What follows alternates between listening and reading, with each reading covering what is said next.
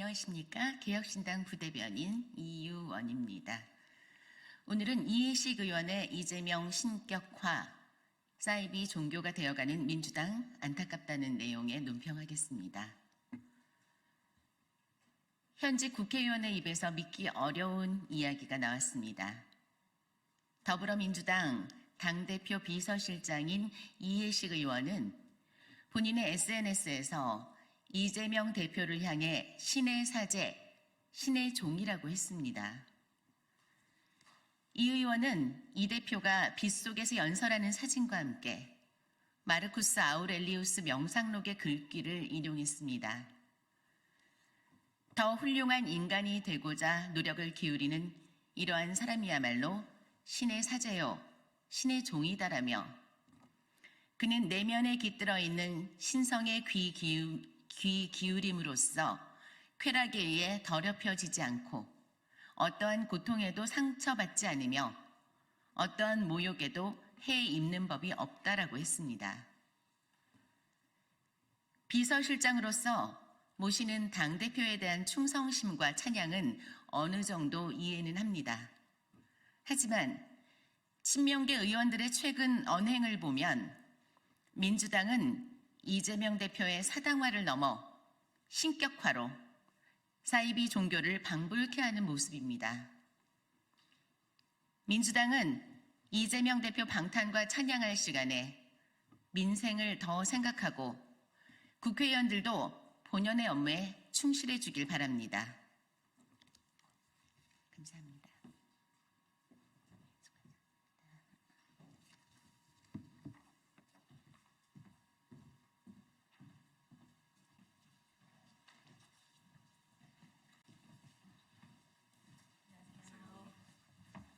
그냥 제가 취지 좀 설명하면 알아서 가능하십니다.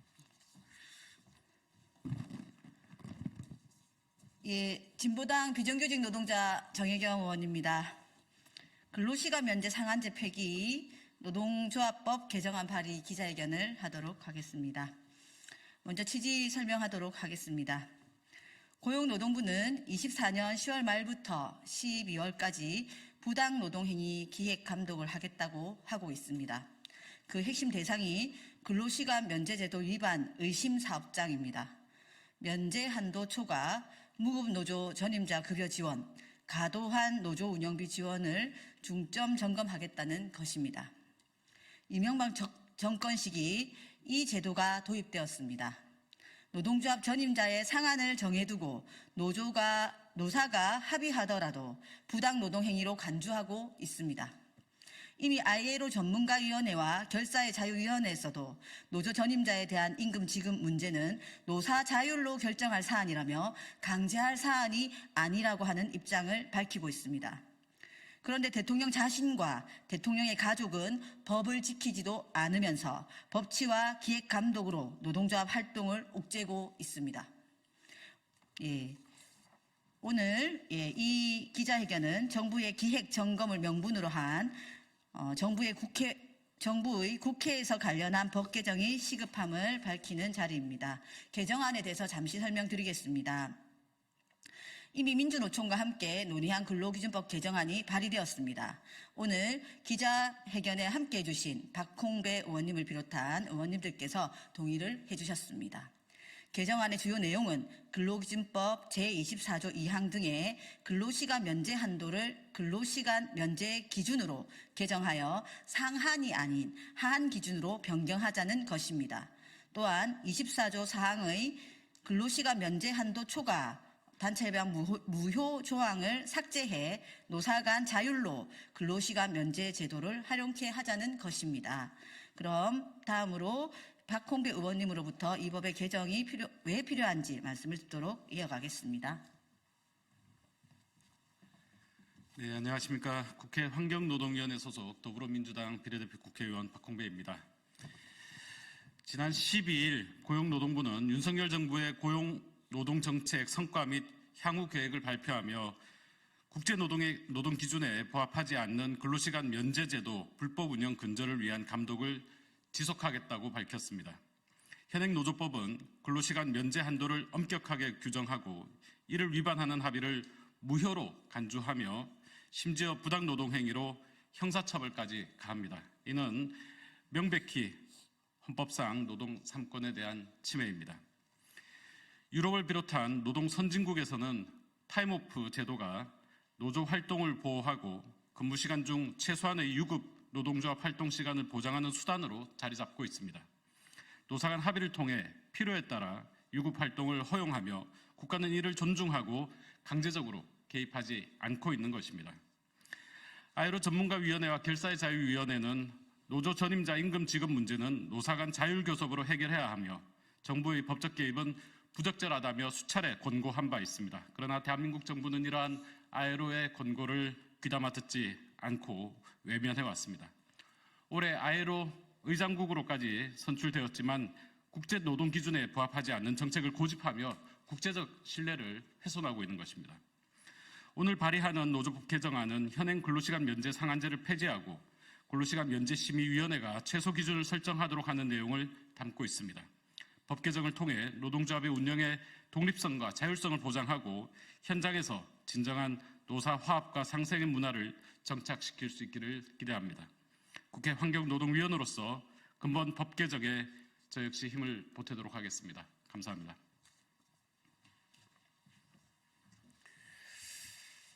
예, 반갑습니다. 민주노총 부위원장 홍지욱입니다. 타임오프제 상한제를 폐지하고 자유로운 노조 활동을 보장해야 합니다.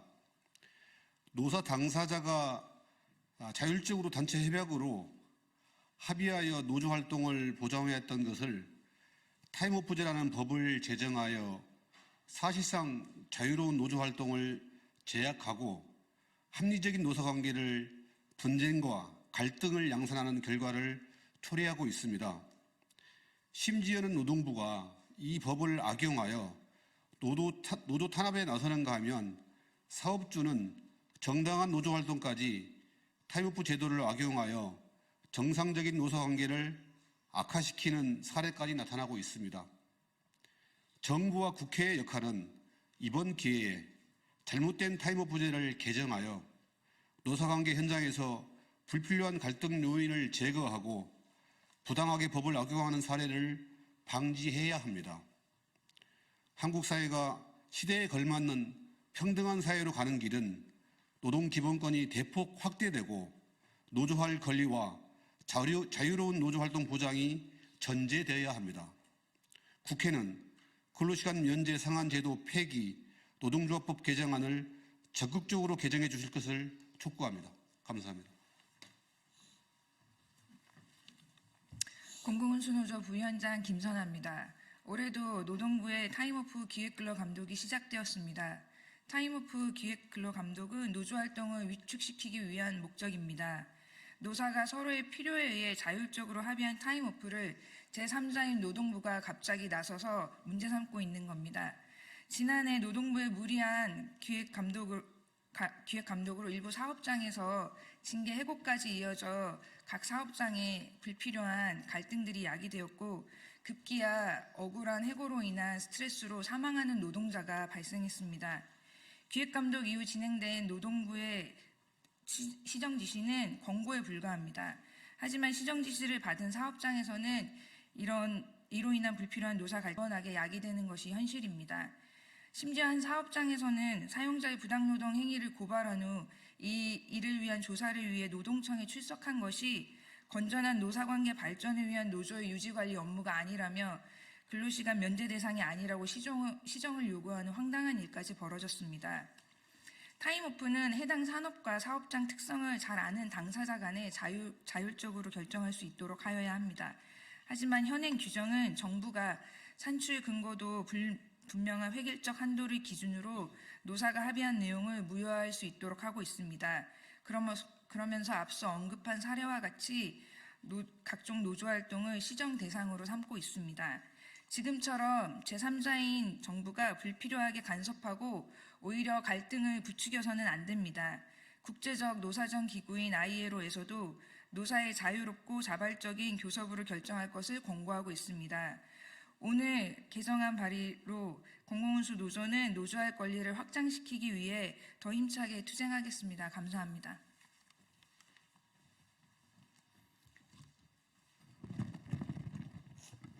예, 반갑습니다. 민주노총 전국금속노동조합 수석 부위원장 이상섭입니다.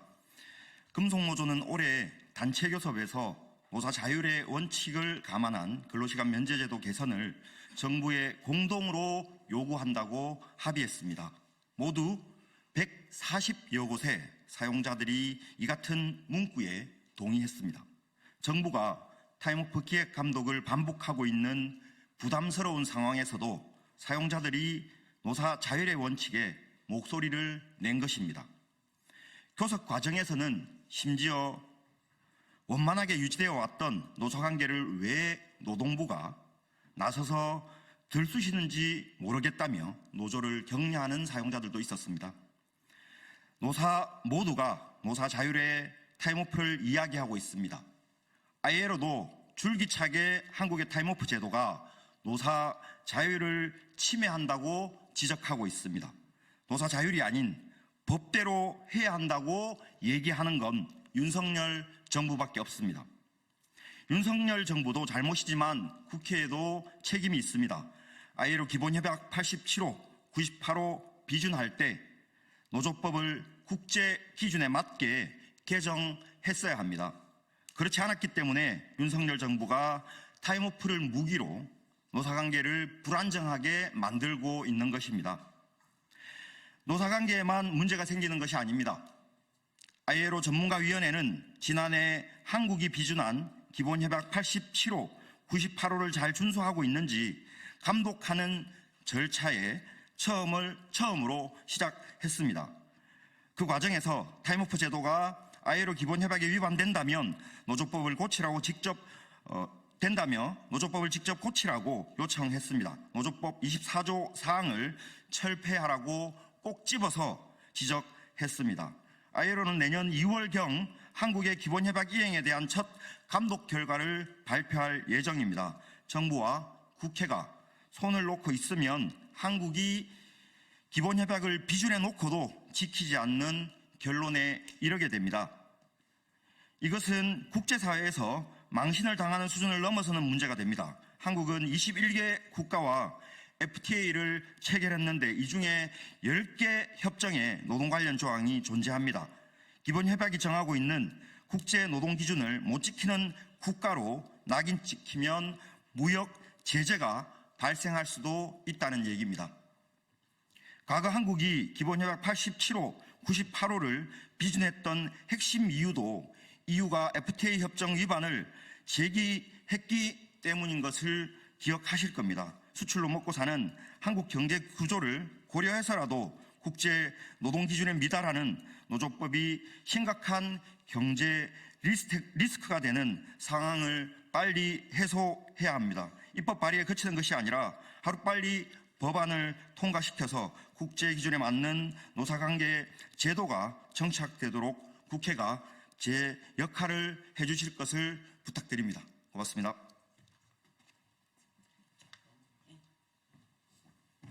예, 이것으로서 근로시간 면제 상한제 폐기와 관련한 개정안 발의 기자회견을 마치도록 하겠습니다. 감사합니다.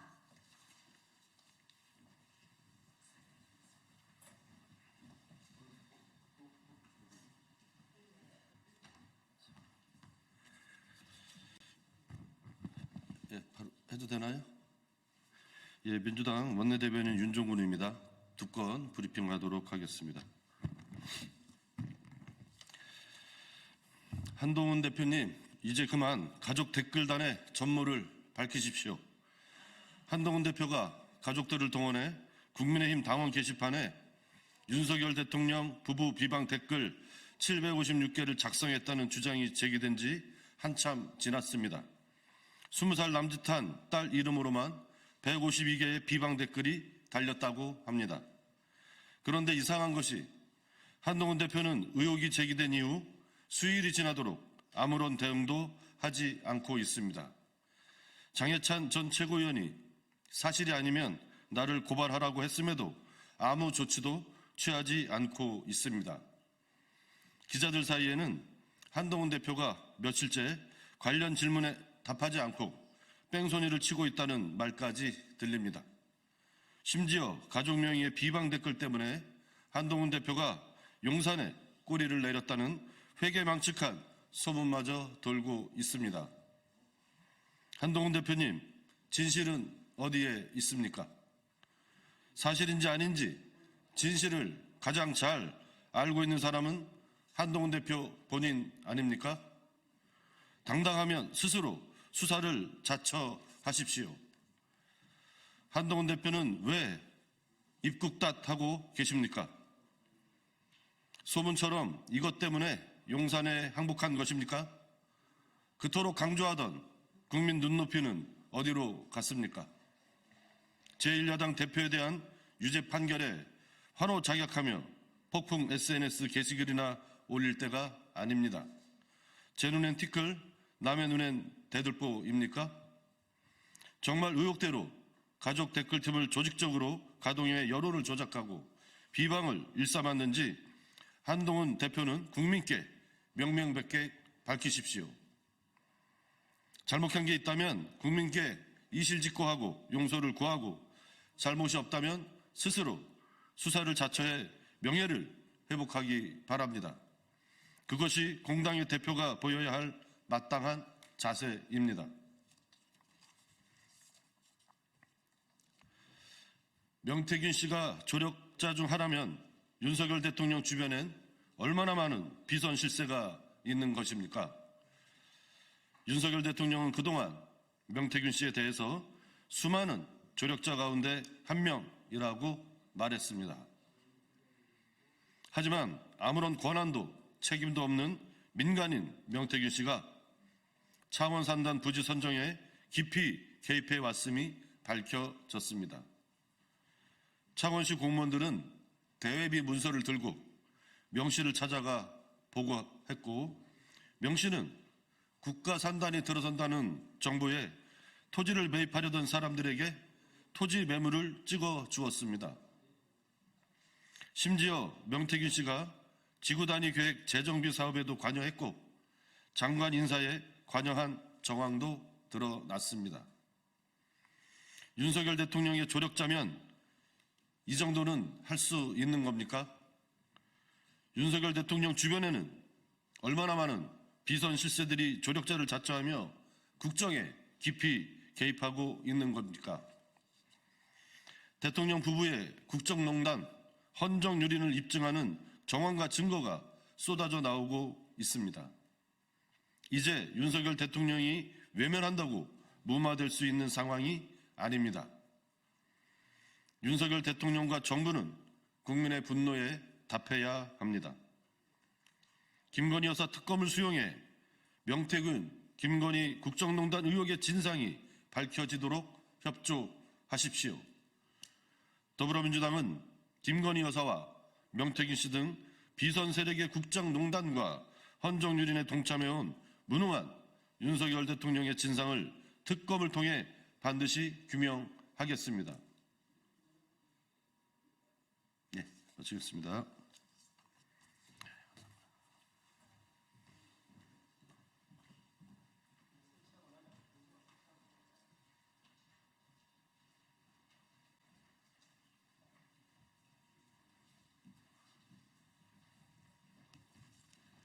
네. 11시 안녕하십니까. 오늘 11시는 친일 예산 전액 삭감하라. 윤석열표 뉴라이트의 독립기념관 건립 반대한다. 제2독립기념관 건립 반대 기자회견을 진행하도록 하겠습니다. 오늘 기자회견 순서는 진보당 윤종호 원내대표님의 모두 발언으로 시작해서 한상권 역사정의실천연대 상임대표님 발언, 이준식 전 독립기념관장님 발언, 그리고 민족문제연구소 방학진 기획실장님의 기자회견문 낭독으로 이어지겠습니다. 그러면 바로 윤종호 의원님 모시고 모두 발언 듣겠습니다. 예, 반갑습니다. 진보당 원내대표를 맡고 있는 울산 북구의 윤종호 의원입니다. 가칭 국내 민족 독립운동기념관은 윤석열 대통령의 말 한마디에 졸속적으로 진행되고 있는 사업입니다. 지난 8.15 경축사에서 국내에서 활동한 독립운동이 상대적으로 인지도가 미흡하다는 대통령 한마디에 아무 계획 사업이 무려 245억 원이나 정부 최종안으로 편성되었습니다. 조속적인 예산에 대해 삭감해야 할 정무위에서 국민의힘 반대로 어제까지 삭감을 하지 못했습니다. 윤석열 정부의 일본에 대한 행태를 다시 돌아보게 됩니다. 강제징용 배상 제3자 변제를 들고 나와 전범기업에 면제를 불을 주고 일본 후쿠시마 해고염수를 방류를 묵인하고 방조했습니다. 일제시대 우리 선조의 국적을 일본이었다는 자를 국무위원회에 앉히고 친일을 미화하는 뉴라이트 인사를 독립기념관장에 임명했습니다. 명백한 헌법 정신 위반이고 대한민국의 국격을 떨어뜨리는 친일 행각입니다. 밑도 끝도 없이 나타난 국내 민족 독립운동 기념관은 지금까지 친일 청산과 애국 애족의 정신을 선양해온 대한민국 독립운동의 역사에 논란을 일으킬 뉴라이트 이념을 퍼뜨리는 공간이 될 것이라는 의구심을 갖는 것은 모든 국민들이 그렇게 알고 있습니다. 2장짜리 사업계획에 무려 245억 원을 편성한 무식한 용감함은 도대체 어디에서 나오는 것이란 말입니까? 보훈부 자체심의위 의결도 거치지 못한 가칭 국내 민족 독립운동 기념관 예산은 반드시 삭감되어야 합니다. 또한 뉴라이트 역사관을 퍼뜨리고자 하는 윤석열 정부의 어떤 시도도 단호히 막아낼 것입니다. 진보당이 앞장설 것입니다. 감사합니다. 다음으로 한상권 역사정의실천연대 대표님 발언 듣겠습니다. 역사정의실천연대 상임대표 한상권입니다. 우리가 어떤 기념관을 질 때는 제일 중요한 것이 마음이 한 곳으로 모아지는 것입니다. 문중 기념관을 질 때도 그 문중 전체의 의사가 동의가 돼야 되는 거죠. 근데 윤석열 정권이 독립기념관, 제2독립기념관을 짓겠다고 하는데 현 윤석열 정권에 대한 국민적 심판은 거의 심리적 탄핵 수준에 이르렀습니다. 중도 하야든 임기 단축하든 탄핵을 하든 하는 것이 국민의 80% 정도에 이릅니다. 국민의 20%밖에 지지를 못 받는 정권이 기념관을 짓겠다는 것은 사실 어불성설입니다. 우리가 현재 있는 천안 독립기념관도 국민들의 성금을 모아서 짓고 전 국민의 합의에 의해서 지어진 건물입니다. 윤석열 정권이 기념관 짓는 것이 자격이 없다는 것을 단적으로 보여주는 것이 현 독립기념관장입니다.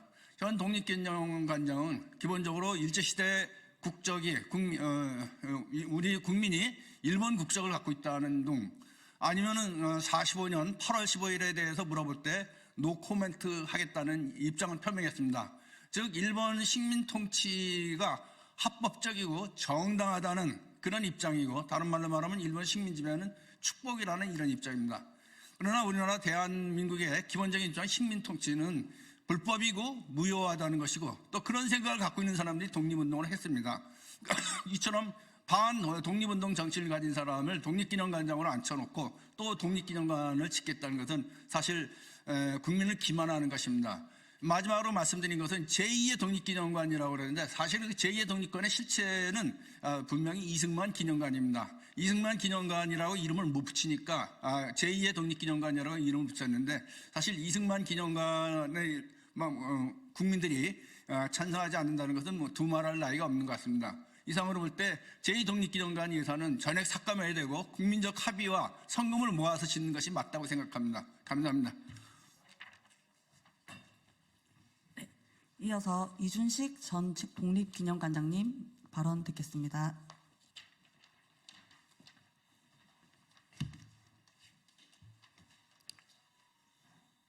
저는 문재인 정부 시절이던 2007년 말부터 2010년 초까지 독립기념관 관장을 지냈습니다. 독립기념관 관장으로 재직한 3년의 시간이 아름다운 기억으로 남을 줄 알았는데 최근에는 악몽이 되고 말았습니다. 윤석열 정권 때문입니다. 친일 인사를 관장으로 임명해 독립기념관과 독립기념관을 아끼는 국민을 모독하더니 급기야는 사실상 독립기념관을 형해화하기 위해 서울에 제2독립기념관을 짓겠다고 합니다. 천안 독립기념관은 1987년에 문을 열었습니다. 일본의 역사 왜곡에 분노한 국민보급운동이 독립기념관 개관의 원동력이었습니다. 그런 독립기념관이 엄연히 있는데 친일을 미화하고 독립운동을 폄훼하는 윤석열 정권이 짓겠다는 제2독립기념관은 독립이라는 간판을 단 사실상의 뉴라이트 기념관, 친일 기념관이 될 것입니다. 독립기념관 원칙적으로 많으면 많을수록 좋습니다. 서울뿐만 아니라 부산에도 광주에도 제주도에도 전국 곳곳에 독립기념관이 세워진다면 자칭 뉴라이트에 의한 역사 부정이 횡행하는 오늘날 더 많은 국민이 일제 식민 지배의 실상과 거기에 맞서 모든 것을 바쳐 싸운 독립운동의 역사를 제대로 알게 되는 계기가 마련될 것입니다. 그런데 지금 윤석열 정권이 강행하려고 하는 제2독립기념관은 원래의 독립기념관 건립 취지와 전혀 맞지 않습니다. 아니 정반대입니다. 일반에게 많이 알려지진 않았지만 경상북도 안동에 안동 독립운동 기념관이라는 것이 존재했습니다. 나중에 경상북도 독립운동 기념관으로 승격되었습니다. 그런데 윤석열 정권이 들어서면서 이 경상북도 독립운동 기념관이 그야말로 형용화되었습니다. 호국보훈재단이라는 것으로 바뀌었습니다. 독립운동보다 호국보훈이 더 중요한 가치라고 윤석열 정권이 생각하기 때문에 이런 짓이 일어났다고 생각을 합니다. 그래서 누리집의 제목에서도 그 다음에 조례에서도 경상북도 독립운동기념관은 사라졌습니다. 제2독립기념관을 짓는 것이 중요하지 않고 오히려 지금 있는 지방의 독립운동기념관을 더 활성화하고 그런 것이 더 바람직하다고 생각을 합니다. 많은 예산을 들여 그것도 급조해서 건립하겠다는 윤석열 정권의 행태를 전혀 믿을 수가 없습니다. 문재인 정부 시절 대한민국 임시정부 기념관을 건립할 때 들인 예산이 74억 원 정도입니다. 그런데 제2독립기념관을 짓겠다고 급조한 예산이 3배 이상에 달합니다. 내용은 더 문제입니다. 제2독립기념관에서는 대한민국 임시정부나 무장투쟁, 의열투쟁의 역사는 빼겠다고 합니다. 이런 독립운동 빼고 어떻게 독립기념관이 존재할 수 있습니까? 독립운동의 역사가 어떻게 존재할 수 있습니까? 독립운동을 편가르게 하는 겁니다. 대한민국 임시정부 무장투쟁, 의열투쟁을 폄훼하는 것이 뉴라이트의 오랜 지론입니다. 결국 제2독립기념관은 뉴라이트 역사관을 바탕으로 해서 국민을 호도하게 해서 만들려는 기념관에 지나지 않는다. 그래서 반대하는 겁니다.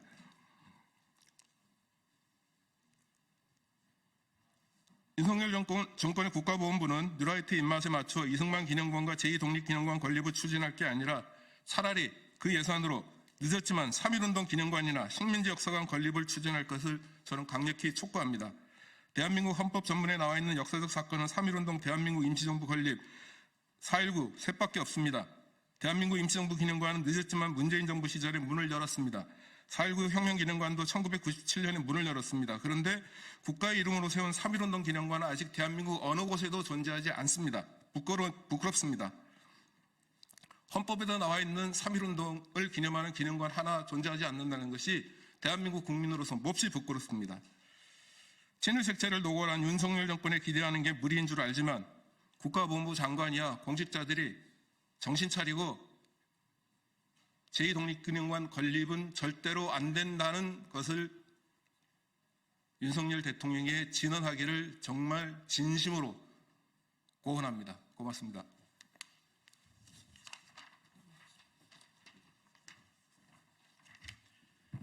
네, 기자회견문 낭독하겠습니다. 윤석열표 친일 뉴라이트 독립기념관 건립을 반대한다. 우리는 정부가 추진 중인 제2독립기념관 건립 사업을 강력히 규탄하기 위해 이 자리에 모였다.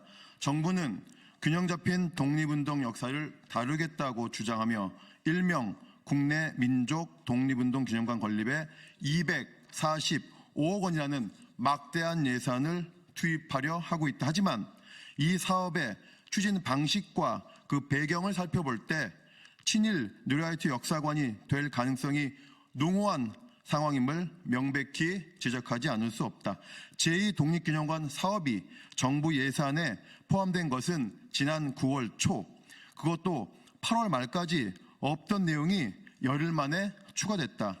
최근 드러난 바로는 국가보훈부가 제출한 사업 계획서는 현충시설 관리 지침조차 제대로 따르지 않았으며 사업의 장소와 부지 확보 방안도 명확히 제시하지 않아 현충시설 심의위원회의 의결도 거치지 않았다. 현충시설 건립을 위한 적법한 절차조차 밟지 않고 예산을 제출한 점에서 이 사업이 친일 뉴라이트 세력의 역사관을 강화하려는 정치적 목적을 띠고 졸속 추진되고 있음이 강력히 의심된다. 정부는 제2독립기념관이 독립운동의 균형 잡힌 계승을 목표로 한다고 주장하지만 이는 실상 친일과 반민족 행위를 용인하려는 시도로 비친다. 국가보훈부는 제2독립기념관을 추진하게 된 계기가 윤석열 대통령의 3.1절 기념사라고 했다. 당시 대통령실은 과거 정부가 무장 독립운동만 평가하고 나머지 독립운동을 친일파로 몰아간 경향이 있다고 설명했다. 친일 청산을 방해하고 반민족 행위자들에게 면죄부를 줬던 이승만을 이달의 독립운동가로 선정하고 간도 특설대 출신인 백선엽 동상을 국가유산으로 등재하려는 등 정부의 행보를 고려했을 때 이러한 정치적 입장이 담긴 제2독립기념관은 역사의 왜곡을 넘어 친일 뉴라이트 역사관을 설파하는 거점이 될 위험성이 크다. 이 기념관은 이후 독립운동의 역사를 정치적으로 왜곡하고 국민을 분열시키는 도구로 전락할 것이다. 이에 우리는 정부가 추진 중인 제2독립기념관 건립 사업이 친일 뉴라이트 세력의 역사 왜곡과 정치적 목적을 내포한 불투명하고 졸속적인 사업임을 강력히 규탄하고 반대한다. 아울러 2025년 예산안에서 제2독립기념관 건립 예산을 비롯한 친일 예산을 전액 삭감할 것을 요구한다. 2024년 11월 19일 기자회견 참가자 1동.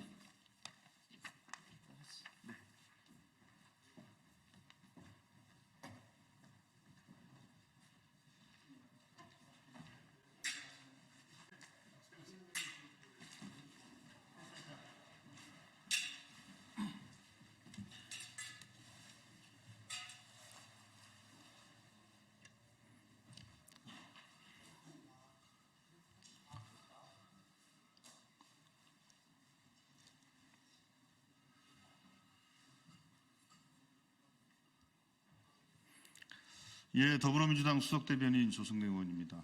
오늘 검찰의 5번째 이재명 대표에 대한 기소와 관련해서 한 말씀 드리겠습니다. 해도 너무하지 않습니까? 대통령의 정적 죽이기의 혈안인 정치검찰의 비열한 야당 탄압을 규탄합니다.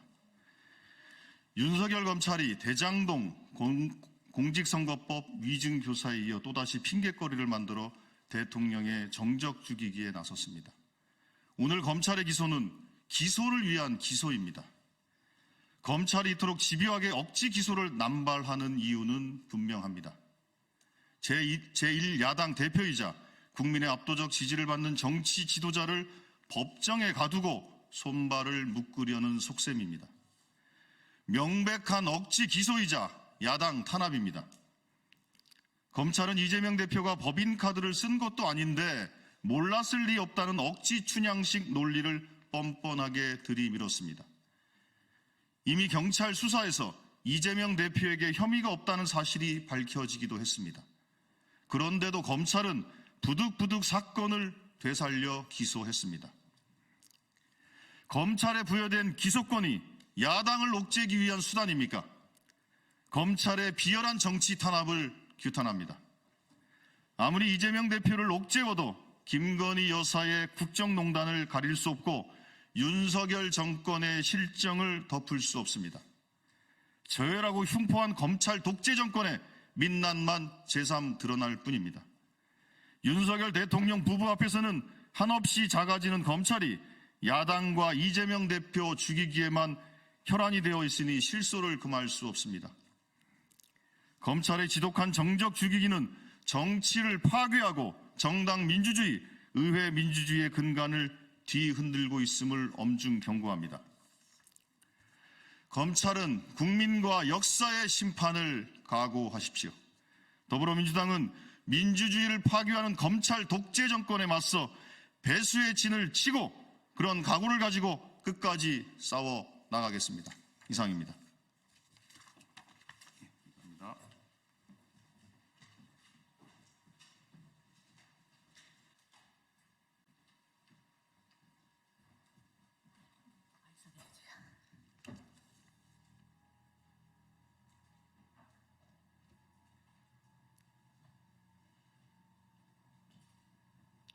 이면에 결코 등장해서는 안 될 그 이름 명태균이 또 있을 줄은 정말 꿈에도 몰랐습니다.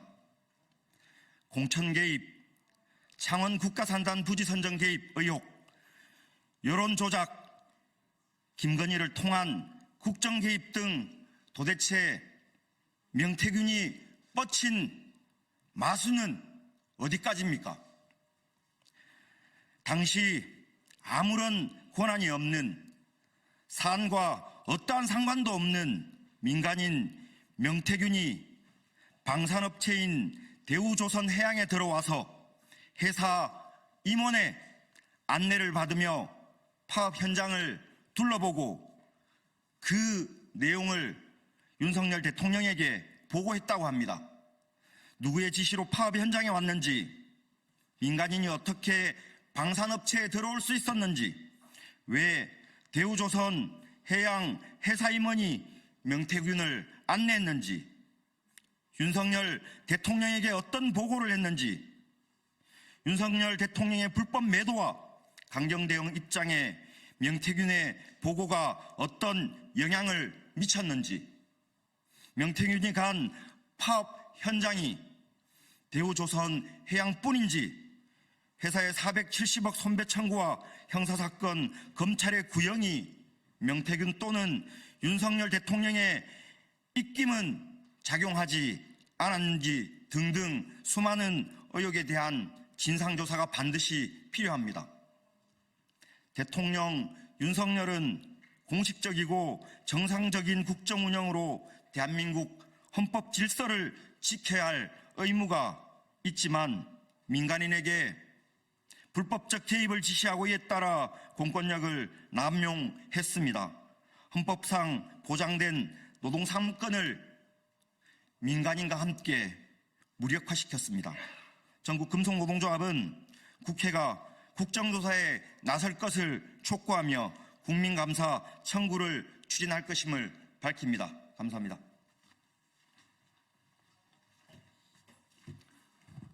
예, 반갑습니다. 저는 고통호 조선하청지 부지회장이기도 하고 지금 현재 하나오션에서 도장 일을 하고 있는 도장공 노동자입니다. 저는 이 자리에 서면서 너무나 참담한 심정입니다. 2년 전에 대한민국의 많은 국민들을 울렸던 우리 조선하청 노동자들의 파업이 명태균이라고 하는 사람으로부터 그리고 윤석열 대통령으로부터 국정농단을 당했다는 사실, 정말 분노스럽고 용서할 수 없는 그런 마음입니다. 우리 하청 노동자들은 지난 2년 전에 50일 파업을 하면서 우리 하청 노동자들이 얼마나 힘들게 일하는지, 얼마나 저임금을 받고 일하는지, 얼마나 위험한 곳에서 일하고 있는지를 세상에 폭로했습니다. 우리 하청 노동자들은 조선소의 판도라 상자를 열었던 것입니다. 그러나 당시 대우조선 해양은 약 한 25일간 우리 노동자들의 파업에 대해서 아무런 관심도 가지지 않았습니다. 교섭도 전혀 진행되지 않았습니다. 7월 14일 정부 담화문을 발표했습니다. 점거를 해제하면 정부 지원책을 마련하겠다고 했습니다. 그러나 16일부터 이상한 상황이 벌어졌습니다. 정부의 탄압 일변도 이야기들이 나오기 시작했고, 윤석열 대통령의 발언 이후에 경찰 특공대가 등장하고 헬기가 등장하고 이상민 장관, 이정식 장관이 이틀 상간에 2번이나 내려오면서 실제 우리 하청 노동자들의 파업을 무력으로 진압하겠다는 의지를 밝혔습니다. 그래서 저희들은 정권의 탄압이 무서운 것이 아니라 행여 이런 진압 과정에서 우리 노동자들이 생명의 위협을 받을 수 있기 때문에 저희들은 급하게 타결을 했습니다. 그때 우리 점거하고 있는 우리 노동자들, 여기 오늘 유치한 동지도 와 계시지만 신너를 안고 있었습니다. 그리고 위에 있던 동지들도 신너 5마를 가지고 있었습니다. 만약에 그 당시에 경찰 특공대가 강제 진압했다면 또 다른 용산 사태 같은 사고가 발생했다고 생각합니다.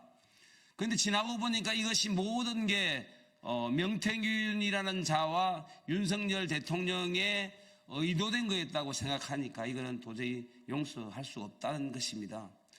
또 하나는 지금 하나오션이 대우조선해양을 인수했습니다. 저희들은 파업 점거 일주일 되는 때에 그런 생각을 했습니다.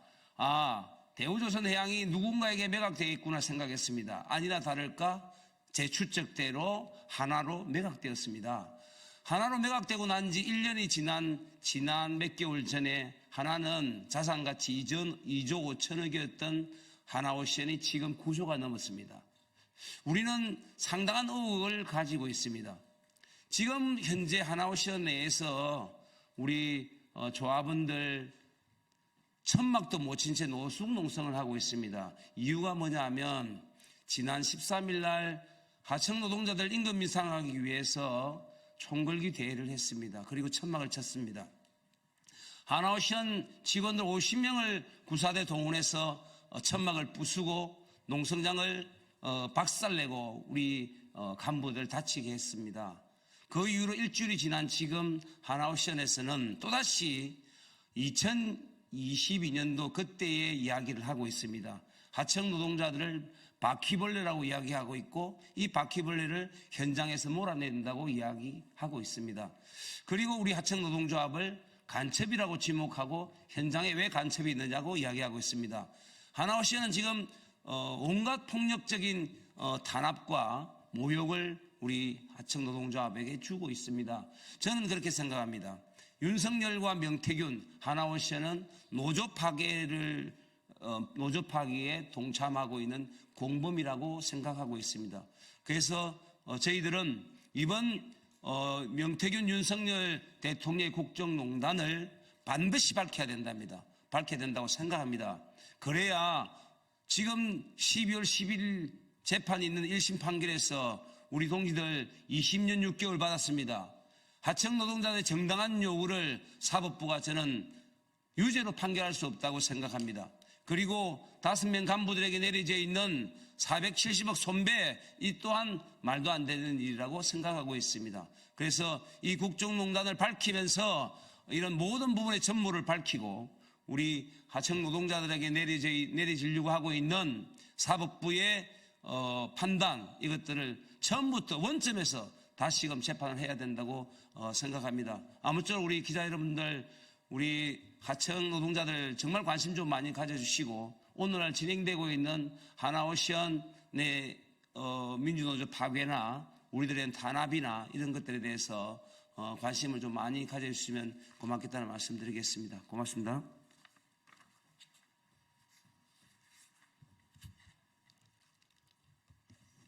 기자회견문 국정농단, 파업 현장, 민간 개입 지시, 하청 노동자 탄압, 민간인 명태균의 대우조선 파업 불법 개입, 대통령 윤석열의 국정농단 진상을 규명하라. 이대로는 살 수 없지 않습니까? 우리는 2022년 여름 대우조선 하청 노동자들의 피 맺힌 절규를 기억한다. 이들의 울림은 조선소에서 가장 위험한 곳에 일하지만 노동자의 권리조차 박탈당한 채 살아야만 했던 하청 노동자들의 현실을 돌아보게 했다. 하지만 대통령 윤석열은 하청 노동자의 파업을 불법으로 매도하며 경찰 특공대를 투입해 강제 진압하겠다고 협박했다. 그리고 파업은 종료되었다. 2년이 지난 지금 대통령 윤석열의 불법 파업 매도와 강제 진압 협박 이면에는 대한민국 법률과 정상적인 국정 운영이 아닌 근한없는 민간인 명태균이 개입한 것으로 드러나고 있다. 즉, 대통령 윤석열이 정상적인 정부 조직 라인이 아닌 민간인에게 파업 현황 파악을 지시하고 보고받고 결정을 한 것이라는 것이다. 이러한 모든 행위는 대통령의 권한을 넘어선 대한민국 헌법과 법률을 위반한 행위이며 정치적 책임을 넘어 법률적 책임까지 져야 한다. 따라서 국회는 이 모든 과정을 국정조사를 통해 밝힐 의무가 있으며 감사원은 대한민국 독립적 기구로서 공무원의 불법적 행위에 대해서 철저한 감사를 통해 진실을 밝혀야 한다. 우리는 선출되지 아니한 권력이 국민의 주권을 농락하였고 헌법상의 노동권이 유린당한 반헌법적 상황이 대통령 윤석열과 민간인 명태균에 의해 저질러진 행위를 규탄한다. 따라서 우리는 대한민국 국회에 그 통고 파업 불법 개입에 대해 국정조사를 촉구한다. 또한 시민, 노동사회와 함께 1만 명 국민감사 청구인단을 조직하고 국민감사를 추진하여 진실을 밝힐 것이다. 2024년 11월 19일 민주노총 경남지역본부 전국 금속노동조합 국회의원 정혜경. 예, 이번 사건은 나라 곳곳이 국정농단으로 가득 차 있는데요. 명태균과 관련해서 매일 뉴스가 나고 있습니다. 명태균이 노동자들, 특히나 비정규직 노동자들이 목숨을 걸고 투쟁하는 현장에까지 국정농단을 한 것에 대한 현실이 낱낱이 드러나 있는 사건입니다. 우리 기자 여러분들께서 함께 관심을 가져주셔서 우리 노동자들의 생존권뿐만 아니라 이 나라의 헌법 질서, 헌정 질서를 바로 세우는데 함께 도움을 주셨으면 좋겠습니다. 감사합니다. 이것으로 마치겠습니다.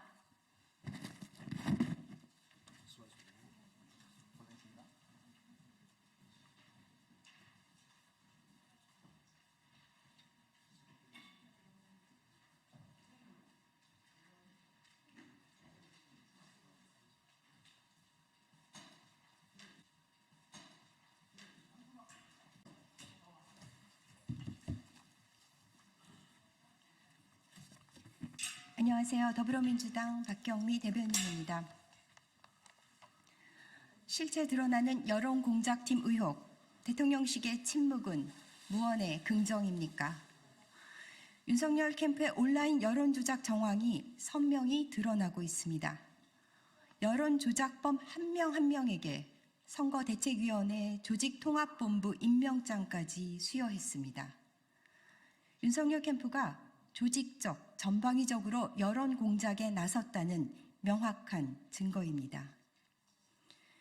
해당 위원회 위원장이던 이모 씨는 지방선거에서 공천을 받아 부산기초의원에 당선됐고 조직통합본부장은 여권 외곽 조직을 만들어 여전히 실세로 군림하고 있다고 합니다.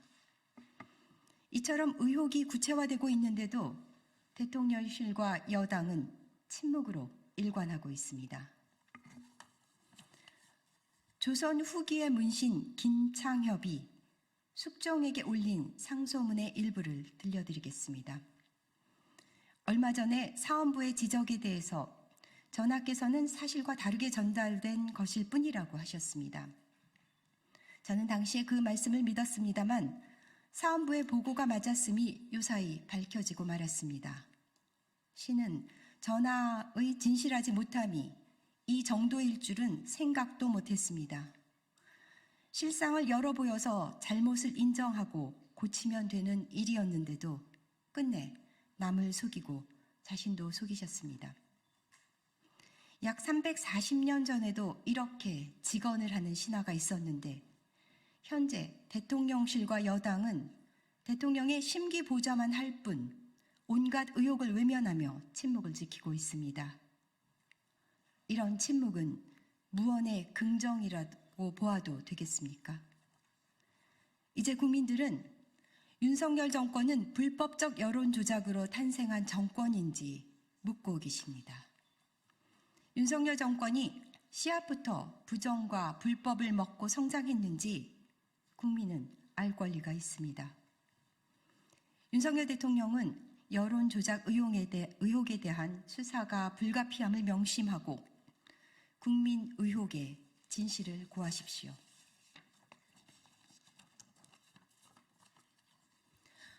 두 번째 논평입니다. 윤석열 대통령 스스로 김진태 경선도 해줬다고 말해놓고 끝까지 잡아뗄 셈입니까? 김진태 강원도지사가 컷오프를 넘어 경선 기회를 받을 수 있었던 것은 윤석열 대통령의 직접적인 개입 때문이었던 것으로 드러났습니다. 언론 보도에 따르면 윤 대통령은 여권 핵심 관계자에게 김진태도 내가 경선하라고 해주지 않았나라고 발언한 것으로 밝혀졌습니다. 이것도 덕담이라고 우길 요량입니까?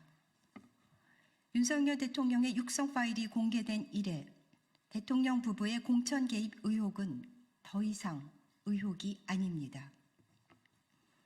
당초 국민의힘은 강원도지사 후보로 황상무 전 시민사회 수석으로 결정했다가 나흘 만에 번복하여 김 지사를 경선에 합류시켰습니다. 대통령의 힘이 아니고는 불가능한 일입니다. 윤 대통령이 전방위적으로 국민의힘 공천에 개입해 왔음을 시사하는 명태균 씨와 이준석 의원의 증언에 성명미상의 여권 핵심 관계자까지 힘을 더했습니다. 이런 점입가경 증언을 보면 대통령의 공천 개입이 의심되는 게 한두 곳이 아닙니다. 국민의힘 공천에 대통령 부부와 명태균 씨의 손이 닿지 않는 부분이 있기나 한지 의심스러울 정도입니다. 이제 더 이상 당선인 시절이라며 의혹을 외면할 수는 없습니다. 이제 더 이상 특검을 거부할 명분도 없습니다. 대통령도 대통령이지만 대통령 부부의 공천 자판기로 전락한 국민의힘도 한심함의 극치입니다. 윤석열 대통령은 지금 즉시 특검을 수용하십시오. 윤 대통령이 계속 특검법을 거부한다면 해일처럼 일어나는 들불처럼 번지는 국민의 분노를 마주하게 될 것임을 엄중히 경고합니다. 이상입니다. 감사합니다.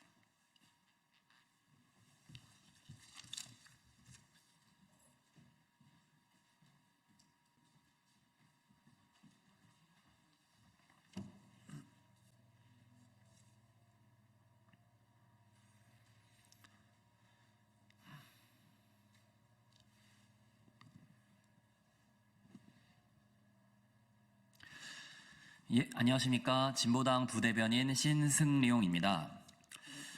노정교섭이 팝업창 달랑 하나? 사기치지 말고 성실히 교섭에 임하라. 타 정권 대비 수많은 국가를 돌아다니며 외교에 힘쓰고 있는 윤석열 대통령. 여러 공식 석상에서 글로벌 스탠다드를 강조하며 외국인 투자 유치를 위해 노동 시스템을 국제 기준에 부합하도록 바꾸겠다고 하였고 글로벌 시장에서 경쟁력을 높이겠다고 하였습니다. 국제노동기구 ILO가 바로 글로벌 스탠다드입니다. 윤석열 정부가 공기업 준정부기관 예산 운용 지침을 노동계와 협의 없이 수립하는 절차에 들어갔습니다. 양대 노총에서 제안한 노정교섭 요구를 4차례나 거부하였습니다. 이에 대해 ILO는 2차례에 걸쳐 노정교섭의 정례화와 협의 메커니즘을 수립하라고 권고안을 냈습니다. 윤석열 정부는 노조 측의 의견을 수렴했다고 답변서를 보냈습니다. 그런데 그 방식이 고작 홈페이지 팝업창 하나입니까? 성의가 없는 걸 넘어서 사기 아닙니까? 홈페이지 팝업창에 노정교섭의 정례와 협의 메커니즘이 어디 있습니까? 대화, 타협, 협의를 통한 문제 해결이 곧 글로벌 스탠다드이며 이런 사회적 합의가 사회 전체의 안정적인 노동 환경을 조성합니다. 윤석열 정권이 하는 것처럼 사회적 협의를 거부하고 시간을 끌고 법대로 하라며 으름장을 놓는 행위가 국민의 삶에 깊숙한 부분까지 피로하게 만들고 있습니다. 불명예 퇴진 전에 그래도 뭐 하나는 잘했다는 대통령으로 기억되고 싶다면 최소한의 노동 국제 질서, 글로벌 스탠다드 정도는 지키고 퇴진하시기 바랍니다. 이상입니다.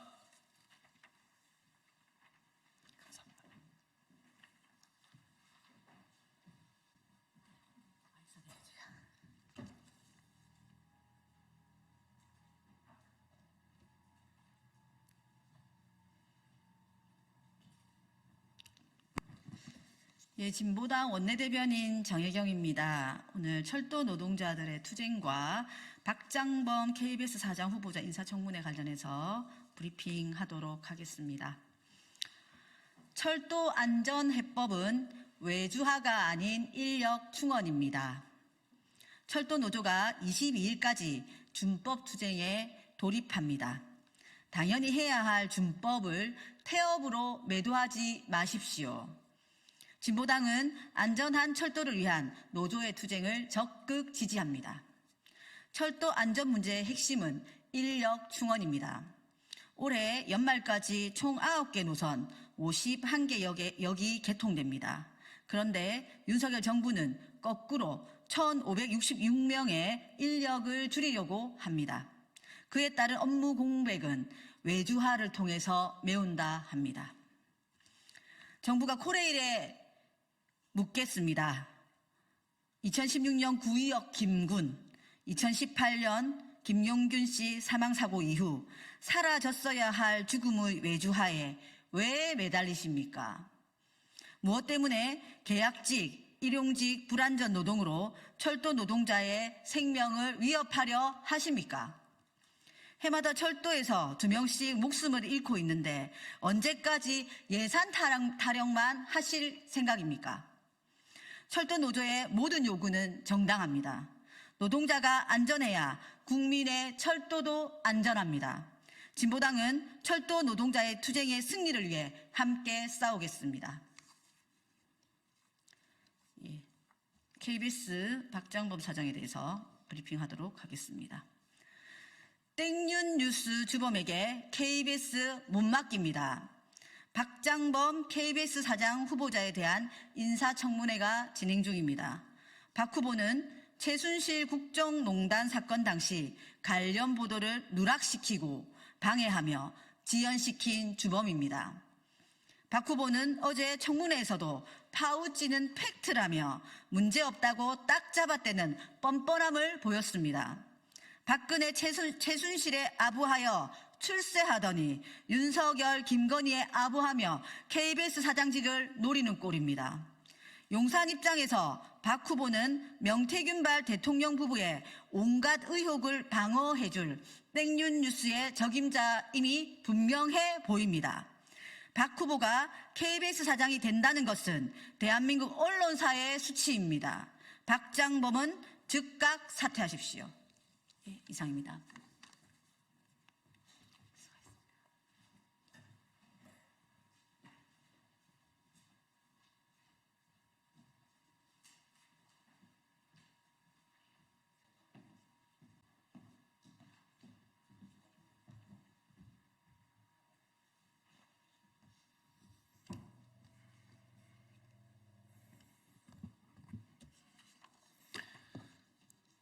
예, 박준태 국민의힘 원내대변인입니다. 두 건의 논평을 브리핑하겠습니다.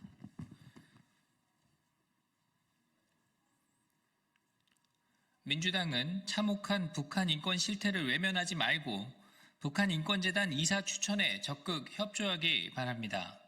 북한은 김여정이 대북 전단과 관련해 대가를 치를 것이라고 발언하자마자 민주당은 대북 전단 살포 방치를 이유로 국방부 장관 탄핵을 추진하겠다고 나섰습니다.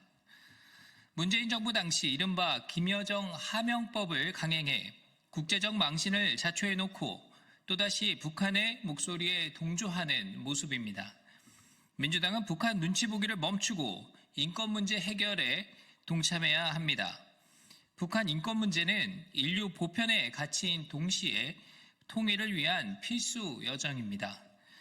북한 인권재단은 북한 인권 실태조사, 인권 개선을 위한 연구와 정책 개발, 북한 주민에 대한 인도적 지원을 목적으로 설립됐습니다. 하지만 국회의 이사 추천이 이루어지지 않아 재단은 8년째 출범하지 못하고 있는 실정입니다. 그 사이 2016년부터 19년까지 약 25억 원의 혈세가 낭비됐으며 2016년 서울 마포구에 마련된 북한 인권재단 사무실은 비어있는 상태로 약 13억 원의 월세를 납부하다가 결국 2018년 6월 철수하는 상황에 이르렀습니다. 오늘 국민의힘은 국회가 일정 기간 내에 북한 인권재단 이사를 반드시 추천하도록 하는 내용을 골자로 한 법 개정안을 발의했습니다. 민주당은 북한 인권 증진 활동을 위해 개정안 처리에 적극 협조하기를 바라며 그에 앞서 재단 출범을 위해 이사 추천에 나설 것을 강력히 촉구합니다. 이재명 대표 재판이 또 하나 늘었습니다. 지켜보는 국민 한숨도 늘어갑니다. 이재명 대표 혐의가 또 하나 늘어 동시에 5건의 재판을 받게 됐습니다. 너무 많은 죄명이 쏟아져 나와 그 내용조차 기억하기 어렵습니다. 경기도지사 시절 관용차를 사적 용도로 사용하고 경기도 예산으로 집안 제사에 사용할 과일 등을 구매했다고 합니다. 배임 규모가 1억 원이 넘습니다. 특히 배임을 감추려고 코로나19 생활치료센터 근무자 격려용 등으로 허위 지출 결의한 내용도 확인됐는데 이번에도 자신은 모르는 일이라 부인할 것인지 관심이 집중됩니다. 이번에도 자신은 모르는 일이라 부인할 것인지 관심이 집중됩니다. 이번에 드러난 혐의 사실은 이 대표가 공직자로서 기본조차 갖춰지지 않았음을 선명히 보여주는 것입니다. 그렇지 않아도 이미 다수 국민은 이 대표가 공적 업무를 수행할 자격이 있는지 묻고 있습니다. 민생 파수꾼 역할을 수행해야 할 야당 대표가 의회가 아닌 법정에 서고 동시에 새로운 의혹이 이어지면서 국민께 깊은 혼란과 피로감을 주고 있습니다. 민주당은 그만 방탄의 굴레에서 벗어나 민생국회를 위한 책임을 다하길 바랍니다. 아울러 이 대표 재판으로 인한 사회 혼란이 가중되지 않도록 사법부의 신속하고 공정한 판단을 당부합니다.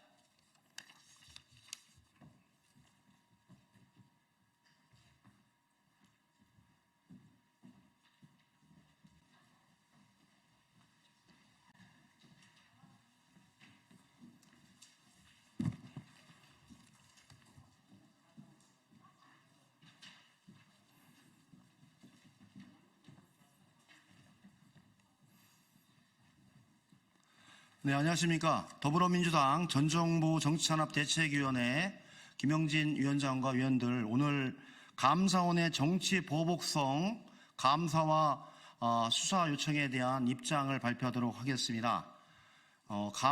감사원의 이런 지속적이고 반복적인 형태로의 정치 감사와 그에 따른 전 정부에 대한 탄압이 가면 갈수록 도를 넘고 있고 법과 원칙을 벗어나 검찰의 하수인으로서의 감사를 진행한 것에 대해서 아주 개탄스러울 따름입니다. 감사원이 정치적 중립을 가지고 대한민국의 법과 원칙에 따른 각 행정기관의 일과 직무와 각 업무에 대한 감사를 통해서 올바로 대한민국을 이끌어야 되는데 정치 보복 감사에 감사원의 모든 역량을 투입해서 검찰 수사의 사전 단계로 해당 부처나 각 기관을 압수수색급으로 다 자료와 모든 자료를 압수수색급으로 해서 조사를 다 하고 탈탈 털어서 먼지까지 모아서 또 다른 먼지를 만들어 검찰에 고발해서 그것을 가지고 검찰은 수사를 하는 잘못된 관행이 계속적으로 반복되고 있습니다. 이번에 감사원의 정의용 안보실장에 관한 수사 의뢰도 동일한 형태로 진행되고 있어서 단호하게 맞서온다는 입장으로 오늘 기자회견을 하게 됐습니다. 오늘 참석하신 전정부 정치탄압대책위원회 의원님들을 소개해드리도록 하겠습니다. 윤건영 의원님 참석하셨습니다. 대책위원회 대변인을 맡고 있는 박경미 전 의원님 참석하셨습니다. 손금주 전 국회의원님 참석하셨습니다. 박균택 의원님 참석하셨습니다. 황희 의원님 참석하셨습니다. 그럼 오늘의 기자회견문을 읽고 밖에서 여러분께 말씀드리도록 하겠습니다. 또다시 시작된 감사원의 정치보복 돌격대 노릇은 당장 그만두시기 바랍니다. 또다시 감사원이 등장했습니다. 전임 정부를 향해 칼을 휘두릅니다. 윤석열 정부의 지난 2년 반 동안 무수히 많이 봤던 장면입니다.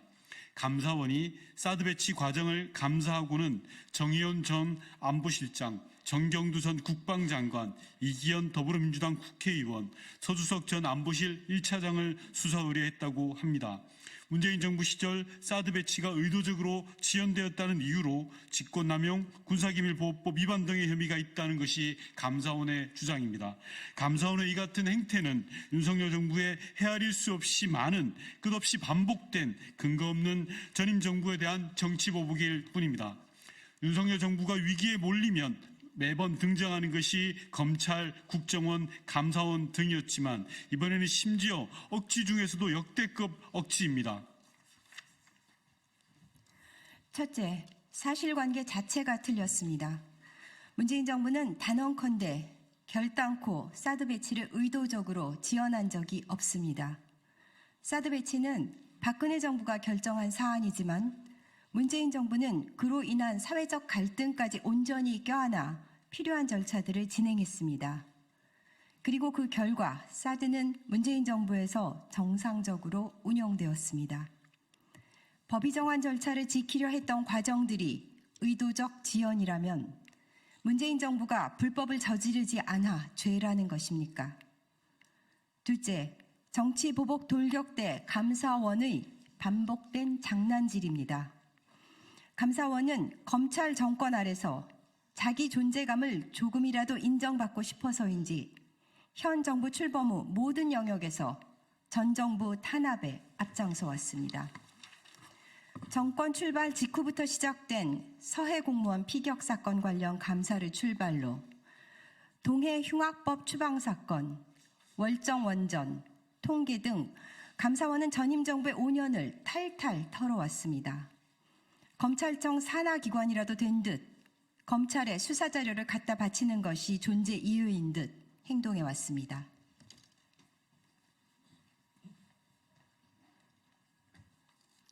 감사원이 공무원 민간인 가리지 않고 끝없이 사람들을 불러대 조사를 하고 억지 소설을 써서 그림을 만든 뒤에 검찰에 넘겨주면 검찰이 다시 사람들을 불러대고 압수수색을 하고 괴롭히는 일이 반복되고 있습니다. 감사원이 들쑤시고 검찰이 또 수사를 핑계로 괴롭혀 재판까지 간 이들 중 산업부의 공무원은 결국 재판에서 무죄를 받았습니다. 윤석열 정부의 권력기관이 얼마나 무리한 짓을 반복하고 있는지 법원의 판결이 입증하고 있는 것입니다. 그들을 그 끔찍했다는 대체 누가 무엇으로 보상할 것입니까? 그럼에도 저들은 반성할 줄을 모릅니다. 정령 정권이 끝나는 날까지 칼춤을 계속 추겠다는 것입니까? 셋째, 사드 관련 수사 의뢰의 심각성은 감사원이 외교안보 정책까지 말장난을 하며 본질을 왜곡하고 있다는 데 있습니다. 외교안보는 우리 정부만의 문제가 아닙니다. 수많은 이해가 얽혀 있고 복잡한 주변국의 요구들이 실타래처럼 꼬여있는 복잡한 이슈입니다. 그러기에 더욱 고도의 정치적 판단과 결정이 무엇보다 중요한 영역입니다. 그 복잡성과 예민함을 모두 무시하고 감사원이 무식하게 무자르듯 잘라 자신들이 그린 그림에 맞게 끼워 맞추고 있습니다. 다시 한번 말씀드리지만 문재인 정부에서 사드는 정상적으로 가동되었습니다. 박근혜 정부의 결정으로 얼음장처럼 얼어붙었던 한중 관계도 끝없는 외교 노력으로 풀어내었습니다. 미국 정부는 문재인 정부의 이런 노력을 잘 알았기에 고마움을 표명하기도 했습니다. 그런데 대체 무엇이 문제였다는 말입니까? 조금만 생각해 보면 알 수 있는 윤석열 정부의 억지 감사, 억지 수사에 이제 국민도 지쳐가고 있습니다. 전임 정부를 백날 첫날 괴롭힌다고 현 정부의 실정이 사라지는 것이 아닙니다. 부디 윤석열 정부가 이제는 제발 전임 정부에서 벗어나 자신의 시간을 보내길 바랍니다. 야당과 전 정부에 대한 정치보복으로 돌파할 수 있는 위기였다면 애초에 여기까지 오지도 않았을 것입니다. 입이 아프도록 말했지만 다시 한번 경고합니다. 감사원은 더 늦기 전에 정권의 돌격대 노름을 그만두시기 바랍니다. 모든 국민이 지켜보고 있습니다. 2024년 11월 19일 더불어민주당 전 정권 탄압 대책위원회 일동, 마지막으로 하나 말씀드리겠습니다. 윤석열 정부는 국정 운영의 목표가 첫 번째는 이재명 민주당 대표에 대한 탄압, 두 번째는 문재인 전 대통령과 전 정부에 대한 탄압, 첫 번째, 두 번째 뿐이 윤석열 정부의 국정 운영의 목표가 보이지 않습니다. 그 속에서 경제와 민생, 외교와 안보, 복지와 미래가 파탄난 사실을 인지하고 원칙으로 돌아갈 것을 마지막으로 촉구합니다. 또한 감사원은 검찰의 하수인으로 검찰의 수사를 합리화하기 위한 증거를 모으는, 아니면 조작된 증거를 모아 수사에 단초라도 되는 것인 양 칼춤추는 그런 감사원의 모습을 중단하기 바랍니다. 국민들이 지켜보고 있고 역사가 당신들의 행위에 대해서 단호하게 심판할 것입니다. 대책위원회는 이 문제에 관해서 앞으로도 모든 문제에 관해서 단호하게 대처할 것을 마지막으로 천명합니다. 고맙습니다.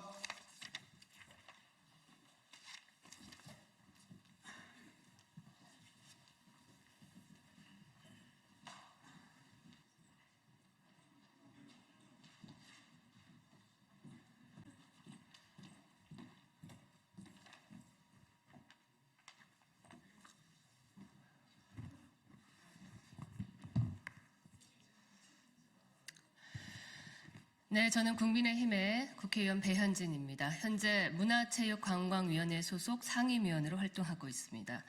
오늘은 제가 국회에서 오랫동안 관행처럼 자리 잡아온 이 악습을 뿌리 뽑기 위해 이 자리에 서서 언론에 말씀을 드립니다.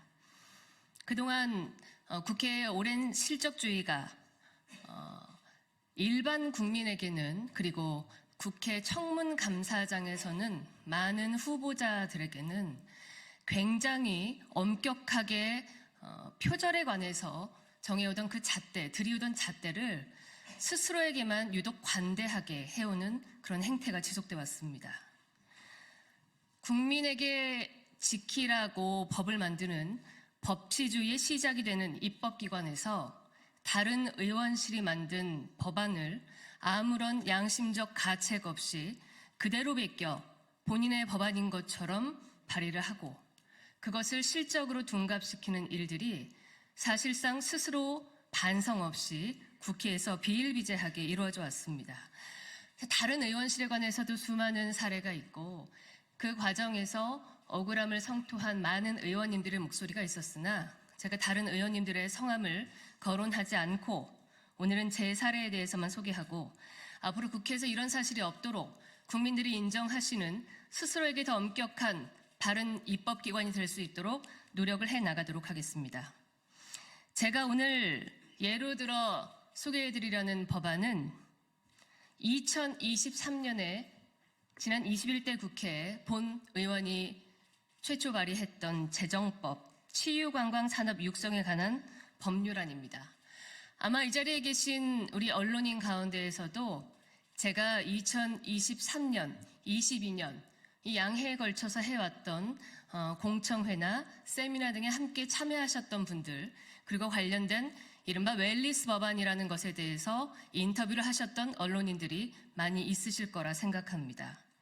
이 법안의 취지는 지난 코로나 시기에 전국적으로 황폐해진 우리 관광 자원들을 다시금 소생시키고, 그리고 해외에서 들어오고자 하는 의료와 또 우리 치유관광 산업 모든 분야에 관한 그러한 음성화되어 있는 부분들을 실질적으로 관광을 담당하는 문화체육관광부의 여러 기관을 통해 양성화시키고 구조화시켜서 전국의 소멸해가는 지역들을 되살리고 우리 관광 자원들을 다시 만들어보자라는 취지와 목적으로 제정하였습니다. 먼저 이 법안을 소개해드리기에 앞서 제가 여러분들께서 잘 아시는 국회 재정법과 개정법의 차이에 대해서만 간단하게 말씀드리겠습니다.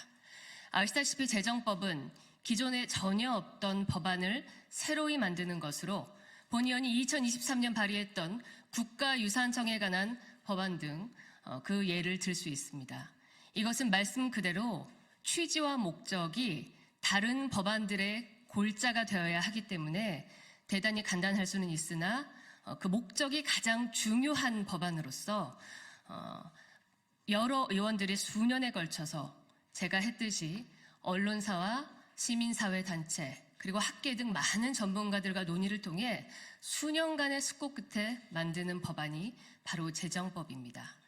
그리고 개정법은 재정법과 따른 그 후속 입법들에 대해서 시대의 변화 그리고 지역적 현실 등 여러 특성들을 감안해서 현실에 맞게 구체적으로 하나하나 리모델링 하듯이 법안을 고쳐 나가는 것이 개정법이라 할 수 있겠습니다. 오늘 제가 예로 든 치유관광산업 육성에 관한 법률안은 재정법입니다. 말씀드렸다시피 수년의 숙성 과정을 거쳐왔고 지난 2023년 21대 국회에 발의했을 당시 문체위 민주당 간사였던 김윤덕, 현재 이재명 사무총장인 김윤덕 의원이 이것은 의류 민영화의 토대가 된다라는 저희 법안과는 전혀 취지에 맞지 않는 이유로 끝까지 반대하여 사실상 21대에서 그대로 폐기되었던 법안입니다. 이것을 저는 2024년 올해 다시 한번 22대 법안으로 발의를 하였고 이 법안을 추진하기 위해 그동안 해왔던 대로 많은 노력을 해오고 있었습니다. 그런데 얼마 전 이 법안을 끝까지 21대에서 반대했던 민주당 이재명의 사무총장 김윤덕 의원은 벼랑갓 이 법안을 그대로 99.9% 카피한 법안을 들고 와서 오늘 바로 문체위의 법안심사소위에 상정시키고 내일 심사를 통해 본인이 재정법을 같이 만들겠다라는 어이가 없는 주장을 하고 있습니다. 재정법을 만드는 과정은 앞서 길게 설명해 드렸다시피 공청회, 세미나, 그리고 학계 여러 단체들과의 논의 등 굉장한 기간을 거쳐야 합니다. 실제 여러분께 제가 이해를 돕기 위해 김윤덕 의원이 만들었다라는 새 법안에 대해서는 추후에 자료로 제공해 드리도록 하겠습니다. 본 의원의 법안, 이번 것을 베낀 것 외에도 지난 7월 우리 K 콘텐츠의 문화 생태계를 돕기 위해 발의한 지원법안을 비롯해서 21대 본인이 만든 법안의 19개 중 절반 이상이 저뿐 아닌 다른 의원들의 법안을 사실상 그대로 베낀 이른바 절도 입법의 결과물이라는 것에 대해서 무려 민주당의 사무총장인 김윤덕 의원은 반드시 자성해야 하고 이럼에도 불구하고 전혀 부끄러움 없이 이 법안을 추진하겠다라는 그 모습에 대해서도 국민들께서 알고 심판해 주셔야 한다고 생각합니다. 김윤덕 의원실의 보좌진께서는 배현진 의원실의 법안을 펼쳐놓고 수정했다고는 했으나 표절하지는 않았다라고 이야기하십니다. 음주운전은 했으나 술을 마시지 않았다라는 논리와 다를 바 없죠. 이러한 국회 오랜 관행들이 입법을 다루는 많은 의원들로부터 사라져야 한다고 생각하며 저는 앞으로도 국회 입법 심사를 하기 전에 거치는 국회의원과 등 사무처의 여러 그 기구들을 통해서 국회 입법 표절, 사실상의 절도 입법 추진에 관해서 근절시키도록 최선을 다해 노력하겠음을 여러분 앞에 밝히는 바입니다. 다시 한번 민주당 이재명 대표의 사무총장인 김윤덕 의원의 사실상의 절도 입법 행태에 대해서 언론인 여러분들께서 준엄하게 꾸짖어 주시기를 부탁드리겠습니다. 고맙습니다.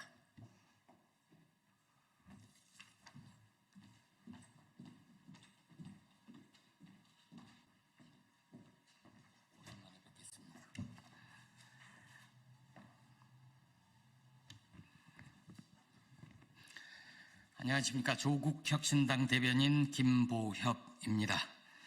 재판은 재판이고 탄핵은 탄핵이다 라는 제목으로 논평하겠습니다.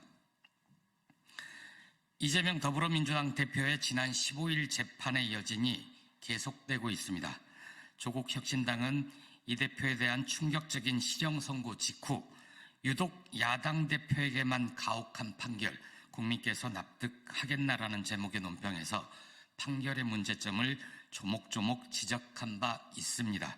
특히 정치 영역에서 가려져야 할 정치인 혹은 후보자의 발언의 진위를 사법부가 판단할 경우 표현의 자유를 억압하며 결과적으로 민주주의를 위축시킬 수 있을 것이라고 경고했습니다. 이 대표 재판 직후 윤석열 검찰 독재 정권, 특히 국민의힘은 잔치 분위기입니다. 이 대표가 실형을 선고받았다고 해서 윤석열, 김건희 부부의 혐의가 가벼워지는 것은 아닙니다. 사라지는 것도 아닙니다. 윤석열 대통령의 배후자이자 명태균 게이트의 몸통인 김건희 씨는 특검 조사를 받아야 할 것입니다. 김건희 특검법은 지난 국회에서 22대 국회까지 3차례나 압도적 다수의 찬성으로 통과되었습니다. 번번이 윤 대통령의 거부권에 막혔고 명태균 씨 표현대로라면 앞 못 보는 무사는 어깨 위에 올라타 있는 주술사의 지시에 따라 조만간 또 거부권을 행사할 것입니다. 11월 28일로 예정된 김건희 특검법 재의결에서 합리적 보수의 씨앗이라도 살려놓으려는 국민의힘 의원들이 몇 명이라도 찬성표를 던진다면 가결될 것입니다. 그런데 윤석열, 김건희 부부와 함께 몰락하는 길을 선택하지 않을까 우려됩니다. 그렇다면 탄핵밖에 답이 없습니다. 조국혁신당은 내일 20일 서울 광화문 광장에서 대통령 윤석열 탄핵소추안 초안을 공개할 예정입니다. 다른 야당 의원들, 학자 등 전문가들 뿐만 아니라 윤석열 탄핵에 동조하는 국민 모두 의견을 보태실 수 있습니다. 조국혁신당은 탄핵소추안의 완성도가 높아지고 정치적 환경이 무르익으면 범야권의 힘을 모아 국민의 의지를 대신해 국회에 윤석열 대통령 탄핵소추안을 제출할 것입니다.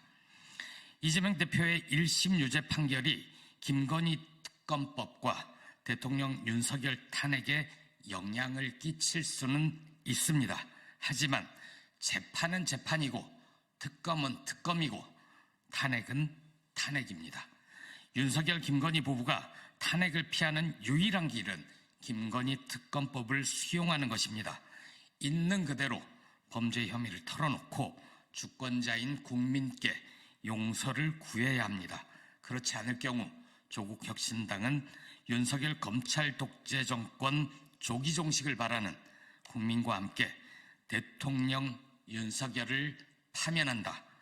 이런 헌법재판소의 결정의 날을 앞당기겠습니다.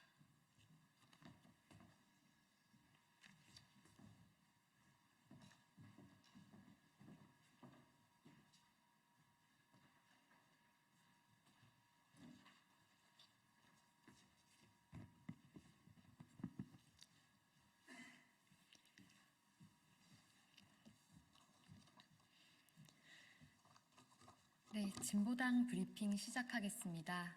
부대변인 이미선입니다. 윤퇴진 집회 과잉 진압 후 엄정 대응한다는 답정너 경찰을 규탄합니다. 어제 김봉식 서울경찰청장이 정례 기자간담회에서 지난 9일 있었던 윤석열 정권 퇴진 요구 집회에 대해 엄정 대응 기조를 유지, 수사를 계속 진행하겠다 밝혔습니다. 참 어이가 없습니다. 미리 신고된 집회 장소에 과도하게 막아서 충돌을 유발해 놓고 불법 집회 운운하니 당혹스럽습니다. 서울경찰청이 집회 끝난 직후 냈던 불법을 사전 기획하고 현장 선동했다는 입장의 근거를 묻는 말에는 제대로 답변하지 않고 수사 과정을 통해 확인해야 한다고 했습니다. 답정너도 아니고 사전에 기획했다는 답을 정해두고 끼워 맞추기식 수사하겠다는 경찰청장의 답변은 대한민국 민주주의 퇴행의 현주소를 보는 것 같아 참혹하기 그지없습니다. 누누이 말하지만 집회의 자유는 헌법이 보장하는 것이며 집회 신고를 하면 경찰은 신고된 대로 집회 참여자들과 시민의 안전을 챙기면 될 일입니다. 하지만 지난 11월 9일 당시 집회 현장에서의 경찰의 대응은 그렇지 않았습니다. 그러니 국회의원들까지 나서서 막다가 타박상에 갈비뼈까지 부러지는 부상을 당한 것 아닙니까? 경찰의 입장대로라면 해당 국회의원들도 사전 기획했다는 것입니까? 현장에 있었던 집회 참여자들, 시민들, 국회의원들이 증인입니다. 당시 경찰은 작정한 듯 집회 참여자들에 달려들어 충돌을 유발하고 폭력을 행사했습니다. 서울경찰청장이 적반하장식 태도에 대해 강력히 규탄합니다. 국민께 먼저 사과부터 하십시오. 그리고 다시 한번 경고합니다. 국민들이 만들어 온 민주주의의 광장을 폭력으로 빼앗고 막아서지 마십시오. 경찰의 본분은 정권의 하수인 경비원이 아니라 국민의 안전을 지키는 것입니다. 국민들을 계속 옥죄한다면 더 큰 항쟁을 불러올 것임을 경고합니다. 두 번째 브리핑 드리겠습니다. 필리핀 가사관리사 시범사업 반성 없이 외국인 마을버스 운전기사 도입, 오세훈 서울시장의 꼼수 행정 규탄합니다. 서울시가 외국인 마을버스 운전기사 도입을 추진하고 있는 것으로 확인되었습니다. 국무조정실에 건의안을 제출했고 소관 부처인 고용노동부에 전달되었습니다. 마을버스 노동자들의 노동환경 개선은 나몰라라 한 채 외국인 노동자를 비전문 취업 비자로 전문 자격을 필요로 하는 운수업까지 유입하겠다니 황당합니다. 왜 오세훈 서울시장은 본질을 비껴가고 꼼수로 서울시를 운영하려 합니까? 오세훈 시장의 꼼수 행정 규탄합니다. 현재 마을버스 운전기사가 부족한 문제는 열악한 근무 환경과 처우 때문입니다. 이 문제를 적극적으로 해결할 생각은 않고 황당한 꼼수 대책을 내놓다니 어이가 없습니다. 우려했던 필리핀 가사관리사 시범사업의 허술함과 서울시의 노동천시 행태가 만천하에 알려진 지 얼마 되지도 않았습니다. 아직 그 사업의 평가도 하지 않은 시점에 외국인 마을버스 운전기사까지 도입하겠다니요. 제멋대로 행정을 언제까지 봐줘야 하나 답답합니다. 시민의 안전한 발휘되기 위해 전문 자격이 필요한 마을버스 노동자입니다. 외국인 고용이 가능토록 비전문 취업 비자 업종의 운수업을 어물쩍 넣어서 퉁칠 수 있는 문제가 아닙니다. 시민의 안전과 공공교통 체계 구축의 중요한 문제입니다. 외국인 마을버스 기사를 도입해 저임금 노동 현장으로 더 퇴행시키려는 꿈은 꾸지도 마십시오. 다시 한번 똑똑히 일러둡니다. 오세훈 시장은 당장 외국인 마을버스 운전기사 도입 계획 철회하고 먼저 시민들께 필리핀 가사관리사 사업 평가부터 낱낱이 내놓으십시오. 더 이상 오세훈 서울시장식 꼼수 행정에 대해 좌시하지 않겠습니다. 이상 브리핑 마치겠습니다. 고맙습니다.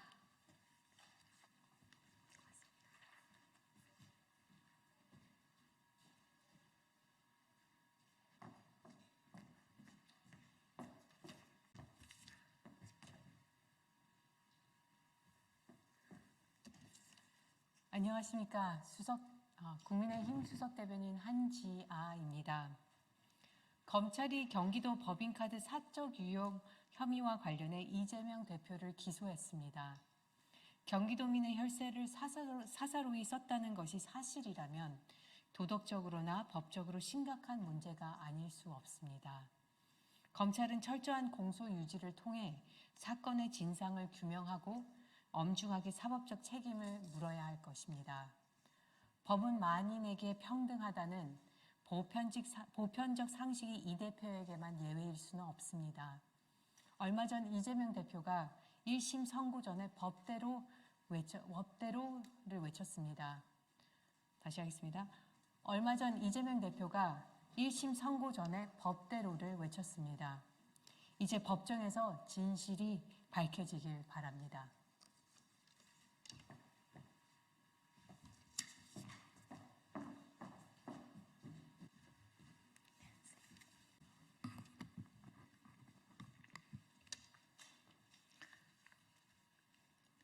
정치를 새롭게, 복지를 강하게, 사회민주당 대변인 임명희입니다. 오늘 조지호 경찰청장 항해 방문 및 면담 결과에 대해서 사회민주당의 입장문을 발표하겠습니다. 오늘 사회민주당 대표 한창민 의원은 경찰청에서 11월 9일 경찰의 폭력 진압에 대해 항의 방문 및 기자회견을 진행하였습니다. 기자회견 이후 더불어민주당 김윤, 박주민, 박해철, 이용호 의원, 조국혁신당 정춘생 의원, 진보당 윤종호, 정혜경 의원이 배석한 가운데 조지호 경찰청장과 면담을 가졌습니다.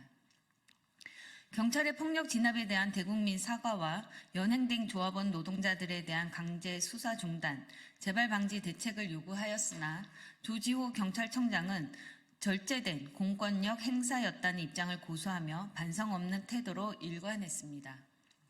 또한 국회의원의 신분을 밝혔으나 폭력 진압을 강행하고 유튜버를 대동했다는 거짓 선동에 대해서도 사과는 없었습니다. 오히려 조지호 경찰청장은 억울함을 호소하며 원칙적인 대응이었으며 사실관계가 확인되면 조치를 취하겠다는 것입니다. 적반하장도 정도껏 해야 기가 안 찹니다. 조지호 경찰청장은 완전 진압복을 갖추고 민주노총 집회에 대규모로 투입된 배경에 대해 사전 정보를 입수한 대응책을 마련했을 뿐이라는 변명을 했습니다. 이는 오히려 잘못된 정보를 가지고 잘못된 편견으로 민주적인 집회를 방해한 것을 자백한 것입니다. 오늘 면담에서 경찰청장은 끝까지 자기 합리화와 자기 변명만 늘어놓았습니다. 국민을 지켜야 할 경찰이 국민의 집회 시위의 자유와 기본권을 의도적으로 침해했음이 드러난 것입니다. 수차례 사과와 재발 방지 약속을 요구했지만 이를 묵살했습니다. 사회민주당은 아직도 자신의 잘못을 인지 못하는 조지호 경찰청장에게 무력 행사와 허위 사실 적시에 의한 명예훼손으로 분명한 법적 조치까지 포함하여 응당한 책임을 묻겠습니다. 또한 국회에서 가능한 모든 방안을 검토하여 경찰의 무도한 공권력 행사를 막고 국민을 수호하는 경찰로 되돌려 놓겠습니다. 경찰은 정권 수호자가 아닌 국민 수호자임을 명심하십시오. 감사합니다. 이후에 저희 고소 고발을 검토 중인데요. 또 일정이 나오면 이 부분도 브리핑을 통해서 예고를 해드리겠습니다. 감사합니다.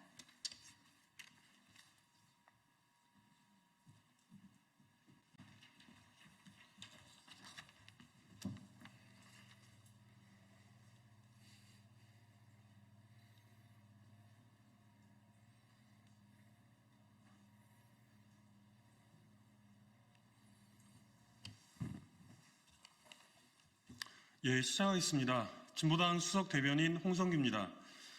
국정농단 사태는 아랑곳 없이 당원 게시판 논란으로 시끄러운 국민의힘, 집권 여당 맞습니까? 윤석열, 김건희, 명태균 국정농단 사태로 온 나라가 시끄러운 이 와중에 집권 여당 국민의힘만 홀로 이른바 당원 게시판 논란으로 시끄럽습니다. 국민의힘 당원 게시판은 익명 처리되는데 최근 전산 오류로 실명이 노출된 상황에서 한동훈 대표의 가족들과 같은 이름으로 윤석열 대통령 부부를 비판하는 글이 다수 올라온 것으로 확인되면서 이 사태가 촉발되었습니다. 한동훈 대표의 배우자, 장모, 장인, 모친을 넘어서 딸과 같은 이름으로 올라온 비방 댓글이 무려 756개에 이른다고 합니다. 국민의힘 안에서까지 한가족 드루킹 사건이라는 비판까지 제기되는 가운데 김기현 국민의힘 전 대표, 홍준표 대구시장 등 주요 인사들까지 진상규명을 촉구하고 나섰습니다. 어제 최고위원회에서는 한동훈 대표의 면전에서 김민전 최고위원이 수사기관에 의해 밝혀지기 전에 당무감사를 통해서 먼저 바로잡아야 한다고 직격하기도 했습니다. 급기야 경찰에서는 고발을 접수한 데 따라 국민의힘 사무처에 게시판 서버 자료를 보존해달라는 공문까지 보낸 것으로 알려졌습니다. 참으로 기가 찰 노릇입니다. 대통령 주변의 국정농단으로 우리 국민들은 다시 촛불을 들고 거리로 나서고 있는 이 와중에 정작 국정 운영에 공동 책임이 있는 국민의힘에서는 게시판 논란으로 집안 싸움에만 몰두하고 있다는 말입니까?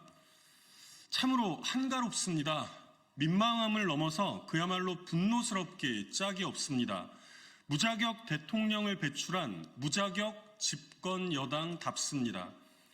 법무부 장관 시절 댓글팀을 운영하며 우호적인 여론 형성을 위해서 게시글을 작성하거나 콘텐츠를 유포한 의혹을 받았던 한동훈 대표이기에 그저 웃어 넘길 수만도 없는 상황입니다. 그럼에도 한동훈 대표, 설마 이 민망한 가족 명의 댓글 사태가 사실은 아니겠죠? 그런데 왜 딱 잘라 부인을 못하고 있습니까? 간단하게 문제를 해소할 수 있는 당내 곳곳에서 제기되는 당무감사는 왜 계속 거부하고 있습니까? 이상입니다.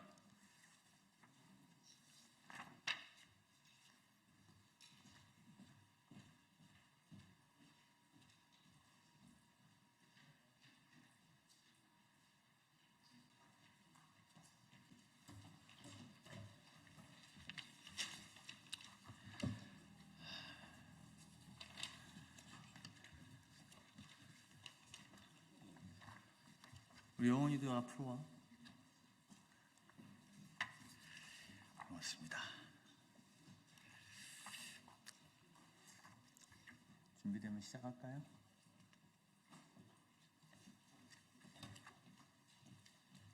거꾸로 드셨다. 있나요? 안쪽으로 더 들어오세요. 한 분 더. 네. 반갑습니다. 정무위원회 소속 충남 아산을 국회의원 강훈식입니다. 지난 국정감사에서 저는 세계가 기후공시를 포함한 ESG 공시제도 도입을 추진하고 있음에도 그럼에도 불구하고 우리 정부는 오락가락 행보를 보이고 있음을 지적했습니다. 세계적인 흐름을 외면하는 정부의 안일한 대응을 끝내고자 기후공시 의무화법을 대표 발의했습니다. 오늘 회견에는 그린피스, 기후솔루션, 기후변화 행동연구소, 녹색전환연구소 등 환경단체 및 기후 싱크탱크 관계자분들께서 함께해 주셨습니다. 특별히 저희 지역구인 충남 아산 배방초등학교 3학년 최여원 학생도 함께하고 있습니다. 저희 의원실로 환경을 지키는 법안을 만들어달라 편지를 보내왔던 학생입니다. 기후법안을 발의하겠다고 약속을 했고 오늘 그 약속을 지키게 돼서 기쁜 마음으로 이 친구도 초대했습니다. 우선 기업 공시제도는 주식시장 상장기업의 사업 내용, 재무 상황 등을 정기적으로 공개하여 투자자에게 합리적인 투자 판단 자료를 제공하는 것입니다. 최근 전 세계적으로 기업의 사회적 책임이 부각되면서 ESG에 기반한 경영이 투자자들의 주요한 투자 지표로 활용되고 있습니다. 전 세계가 ESG 공시제도 도입에 적극적으로 나서는 이유입니다. 유럽연합 등 주요 국가들은 지속가능성 공시기준을 발표하고 관련 제도를 마련하고 있습니다. 유럽연합, 싱가포르는 2025년, 홍콩, 캐나다, 호주는 2026년부터 지속가능성 정보공시 의무화를 시작할 예정입니다. 그러나 우리 정부는 구체적인 로드맵 제시는 거부하면서 기업의 혼란만 불러오고 있습니다. 지난 2021년에 금융위원회는 기업공시제도 종합개선 방안을 발표합니다. 2025년까지 자산 2조 원 이상 코스피 상장사에 대해서 2030년 이후에는 전체 코스피 상장사를 대상으로 ESG 공시를 의무화하겠다고 선언했습니다. 이에 기업들이 움직이기 시작했고 당시 지속가능 경영 보고서를 공시하는 회사가 20여 개사에 불과했는데 금융위의 이런 발표 이후에 유가증권 시장 상장 2조 원 기업 이상 2조 원 이상의 기업에서 126개사에서 약 66%가 지속가능 경영 보고서를 발간하게 되었습니다. 그런데 지난해 10월 금융위는 돌연 ESG 공시 의무화를 기존 2025년에서 26년 이후로 연기하겠다고 발표했습니다. 그러면서 6개월이 지난 올 4월에는 주요국들이 ESG 공시 관련 제도를 강화하고 있다며 기업을 상대로 ESG 공시의 필요성에 대해서 또다시 강조합니다. ESG 공시를 의무화하겠다고 발표했다가 갑자기 이를 연기해서 그동안 공시를 준비했던 기업을 혼란에 빠뜨리더니 몇 달 뒤에는 또 다시 ESG 공시가 중요하다고 발표하는 그야말로 오락가락 행보를 보이고 있습니다. 정부의 일관성 없는 정책 탓에 기후 공시를 준비하던 기업들은 너무나 혼란스러워합니다. 그러면서 지난해 연기 발표 이후에 지금까지 구체적인 공시 로드맵 제시를 거부하고 있습니다. 다른 나라 상황을 봐야 한다.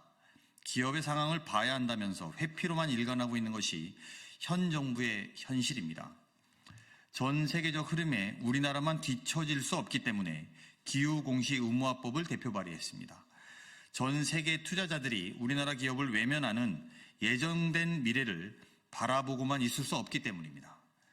ESG 공시 로드맵 수립, 대상 기업 선정, 단계적 도입 여부, 법정 공시 여부, 스코프 3 포함 여부 등 국회와 정부가 함께 준비해야 될 사안이 너무 많습니다. 특히 공시제도를 추진하는 주요국들이 법정 공시를 택하고 있습니다. 글로벌 시장에서는 자발적 공시나 거래소 공시를 의무 공시로 보지 않는 관점이 통용되고 있기 때문입니다. 국제 정합성에 부합하기 위해서라도 법제화가 필요합니다. 이번 정기국회에서 기후공시 의무화법이 정무위원회에서 논의될 수 있도록 최선을 다하겠습니다. 정부를 토론 테이블로 끌어내려서 함께 논의하겠다는 다짐의 말씀을 드립니다. 이어서 오늘 회견에 함께해 주신 단체별로 기후공시 의무화법의 중요성과 공시 기준 방향성에 대해서 말씀 주시겠습니다. 네, 먼저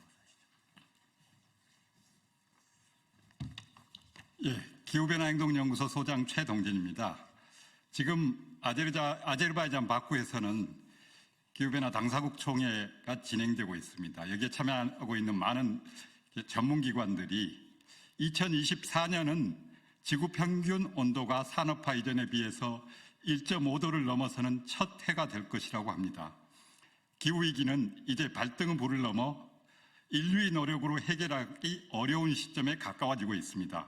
획기적으로 온실가스 배출을 줄이기 위한 노력을 하지 않는다면 우리와 다음 세대의 미래는 위태로워질 것입니다. 기후위기 대응의 성공 여부는 산업계와 기업들의 행동에 달려 있습니다. 기후공시는 산업계의 기후위기 대응을 위한 첫 단계일 뿐만 아니라 기업의 산업 경쟁력을 높이기 위한 필수적인 조건이 되었습니다. 글로벌 기업들은 시장에서 생존하기 위해서 매년 강화된 내용의 기후공시를 하고 있습니다. 수출 의존도가 높은 우리 산업과 기업들이 살아남기 위해서는 기후공시 도입을 서둘러야 하며 정부는 이를 적극 지원해야 합니다. 정부가 기업공시 제도 종합 개선 방안을 마련하고 기후공시를 의무화하겠다고 밝힌 것은 국제적인 추세에 비추어 볼 때 당연하고 적절한 조치였습니다. 그러나 최근 금융위원회가 ESG 기후공시 의무화와 관련해 여러 가지 이유를 대며 이를 연기하려는 움직임에 대해 시민사회는 큰 우려를 표하지 않을 수 없습니다. 기후공시 의무화를 지연시키는 것은 우리 산업의 경쟁력 향상을 포기하는 것과 다르지 않습니다. 기후변화행동연구소는 여러 전문가, 언론사, 학회 등과 함께 기업 기후행동 평가단을 구성하여 기업의 기후공시를 포함한 기업의 기후행동을 감시하기 위한 평가 작업을 진행하고 있습니다. 이 과정에서 우리는 일부 글로벌 기업을 제외하고는 우리나라 기업들이 기후위기 시대의 국제 자본시장에 제대로 적응하지 못해 경쟁력을 상실해 가는 것을 목격하고 있습니다.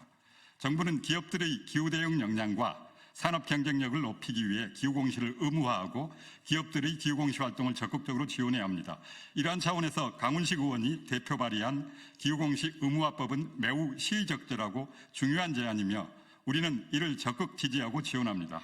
특히 기업들이 기후전략표를 수립하고 기후공시의 투명성을 강화하기 위해 지속가능성 사항 등에 대한 인증을 법안에 포함한 것은 매우 필요하고 시급한 개선안입니다. 국회는 이를 적극적으로 논의하여 신속히 입법화할 걸 촉구합니다. 정부는 기업들의 기후공시를 지원하기 위한 정책적 노력을 강화하고 기후공시의 정착과 확대를 위한 구체적인 로드맵을 수립하여 이를 공개해야 합니다. 기업들은 기후공시 제도를 신속히 도입하고 지속가능성 지표를 조사 및 발표하여 기후위기 시대에 맞는 산업 경쟁력을 확보하고 사회적 책임을 다하기 위해 노력해야 합니다. 시민사회는 기업들의 기후공시를 포함한 기후행동을 지속적으로 감시하고 감독하는 역할을 게을리하지 않을 것입니다. 감사합니다.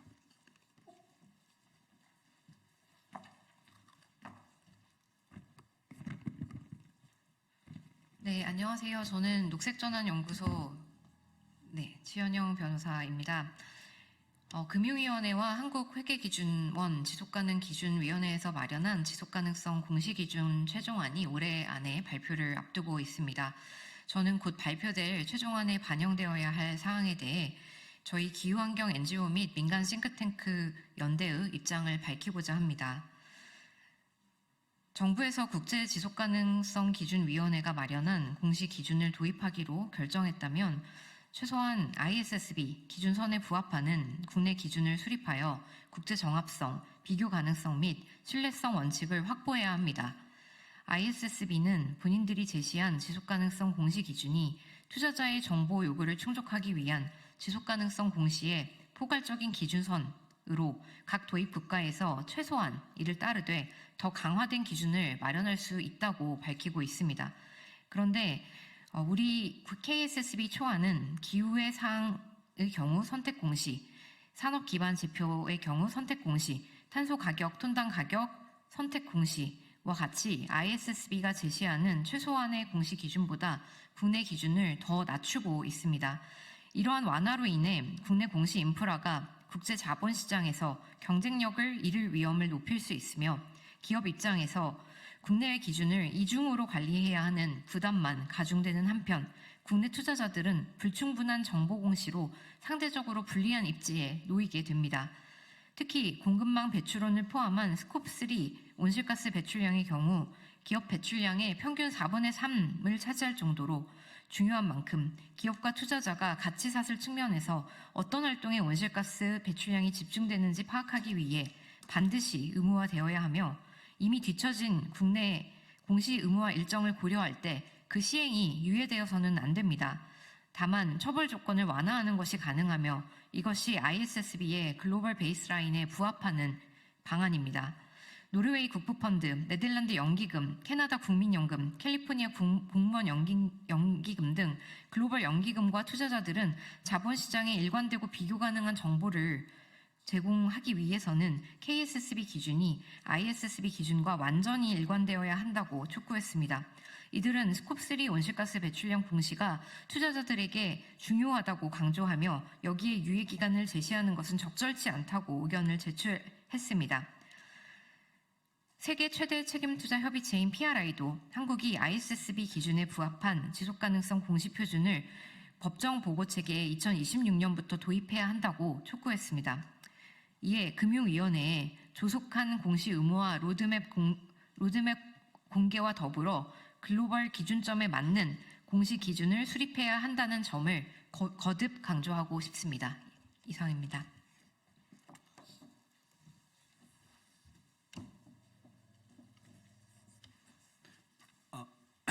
네, 안녕하세요. 저는 기후솔루션 기후금융팀의 고동현입니다. 앞서 많은 분들이 강조한 바와 같이 지속가능성 공시 그리고 기후공시는 목표점이 아닌 시작점입니다. 지난 8월 헌법재판소는 시민들이 제기한 기후헌법소원에 대해 한국 정부의 기후위기 대응을 위한 탄소중립 녹색성장 기본법 일부에 대한 헌법 불일치 판결을 내렸습니다. 이 판결은 한국 정부의 2030년 이후 감축 목표 중에서 어떠한 정량적인 기준을 제시하지 않은 점에서 2050년 탄소중립 목표의 실효성을 답보할 수 없다는 점을 지적하고 있습니다. 주로 기업의 사회적 책임, ESG 리스크에 대해서 관심을 가져왔던 저는 이 판결을 듣자마자 이런 생각이 들었습니다. 그럼 2050년 탄소중립 목표를 선언해 두고 구체적인 전략을 수립하지 않은 기업들의 탄소중립 선언은 실효성이 있을까라는 질문입니다. 국가의 주인이 시민, 나아가 미래사회의 시민 모두라면 기업의 주인은 누구일까요? 바로 주주, 나아가 임직원, 협력사 직원, 지역사회, 나아가 미래사회의 이 기업과 관계를 맺을 모두입니다. 기후위기는 단순히 기온이 올라가고 생활이 불편해지는 문제가 아닙니다. 해마다 심해지는 폭염과 잦은 재해로 높아지는 물가는 이미 우리 생활과 경제 생활을 흔들고 있습니다. 기후위기가 본격화되면서 우리 삶은 통째로 흔들리고 있습니다. 이는 기업에도 마찬가지입니다. 기후위기는 기업의 생산 환경을 변화시키고 소비 생태계를 바꿀 것입니다. 또한 기후위기를 촉발하는 가장 큰 주체는 기업입니다. 기후위기에 대한 사회의 대응이 가속화될수록 이들 화석연료 기업의 가치는 낮아질 것입니다. 결국 기후위기는 우리 삶의 가치 그리고 기업의 가치를 결정하는 중요한 변수입니다. 많은 분들이 정치 지형이 바뀌면 기후위기 대응도 느슨해지고 그로 인해 기업이 받는 영향도 줄어들 것이라고 말합니다. 하지만 기후위기 대응이 느슨해지면 기후위기로 인해 기업이 받는 피해는 더 커질 것입니다.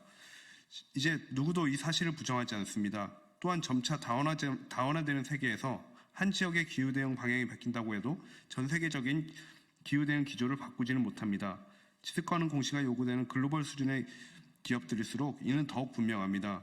지역적인 상황, 단기적인 여건이 어떻게 변하든 기후위기가 기업 가치에 근본적인 영향을 미친다는 점을 부정할 수 없는 시대입니다. 그런 점에서 내가 투자하는 기업, 내가 관계 맺는 기업이 기후위기로 어떤 영향을 받고 기후위기에 얼마나 기여하고 있고 이를 어떻게 전환해 나갈 것인지를 아는 것은 주주의 권리이고 시민의 권리입니다. 지속가능성 공시, 기후공시는 기후위기와 기업이 맺는 관계를 보여주는 잣대일 뿐입니다. 이미 다수 기업이 탄소 중립을 선언했고 우리 사회도 탄소 중립 사회로 나아갈 목표가 분명하다면 그 좌표를 공개하는 것은 시작일 뿐입니다. 신속한 기후공시 의무화를 통해 기업이 기후위기에 보다 실제적으로 대응하고 투자자와 시민도 기업이 가진 가치와 위험을 진단하고 선별할 수 있는 길이 열리길 바랍니다. 감사합니다.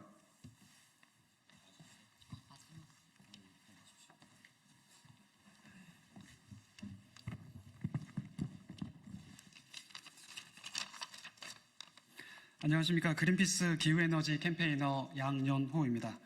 그린피스는 2023년부터 기업의 그린워싱을 막기 위해 자본시장법 제159조에 대한 헌법 소원과 개정안 발의를 위해 국회와 협력해 왔습니다.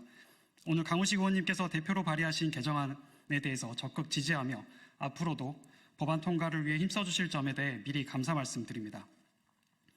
유럽연합과 미국, 영국과 같은 많은 국가들은 ESG 지속가능성 공시기준을 마련하고 빠르면 내년부터 시행을 앞두고 있습니다.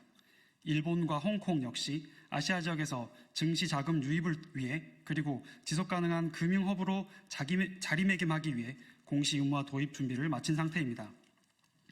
반면 한국의 금융당국은 지난 3년 동안 1월 달 로드맵을 세우지 않고 있는 점에 답답함을 금하지 않을 수 없습니다. ESG 공시를 법제화하는 것은 공시제도의 취지를 온전히 살리기 위한 전제 조건입니다. 많은 국가들 역시 이를 인식하고 법정 공시 방식으로 추진 중입니다. 현행과 유사한 수준의 자발적 공시나 거래소를 통한 공시는 글로벌 시장에서 의무 공시로 보지 않는 관점이 통용되고 있습니다. 한국도 국제 정합성에 부합하기 위해 법정 공시로 가는 것이 바람직합니다. 또한 법정 공시는 국가와 기업 상호 간에 불필요한 행정 비용을 줄이고 효율성을 높일 수 있습니다. 거래소 공시 선도입 후 법정 공시로 전환하려는 계획은 기업과 투자자들에게 혼선만 가중시킬 뿐입니다. 게다가 그렇지 않아도 공시 의무화가 지체된 상황에서 기업이 지속가능성 공시를 고도화하는 데도 전혀 도움되지 않습니다. 이번에 강훈식 의원실에서 대표 발의한 법안은 기업들이 기후정보를 사업보고서에 함께 기재함으로써 기업의 기후변화에 대한 책임을 명확히 하는 것이며 지속가능한 경영을 실천할 수 있도록 돕는 중요한 수단이 될 것입니다. 금융위원회가 지속가능성 공시에 대한 구체적인 시행 시기를 공표하고 있지 않아 기업들 사이에 혼란과 불안이 가중되고 있습니다.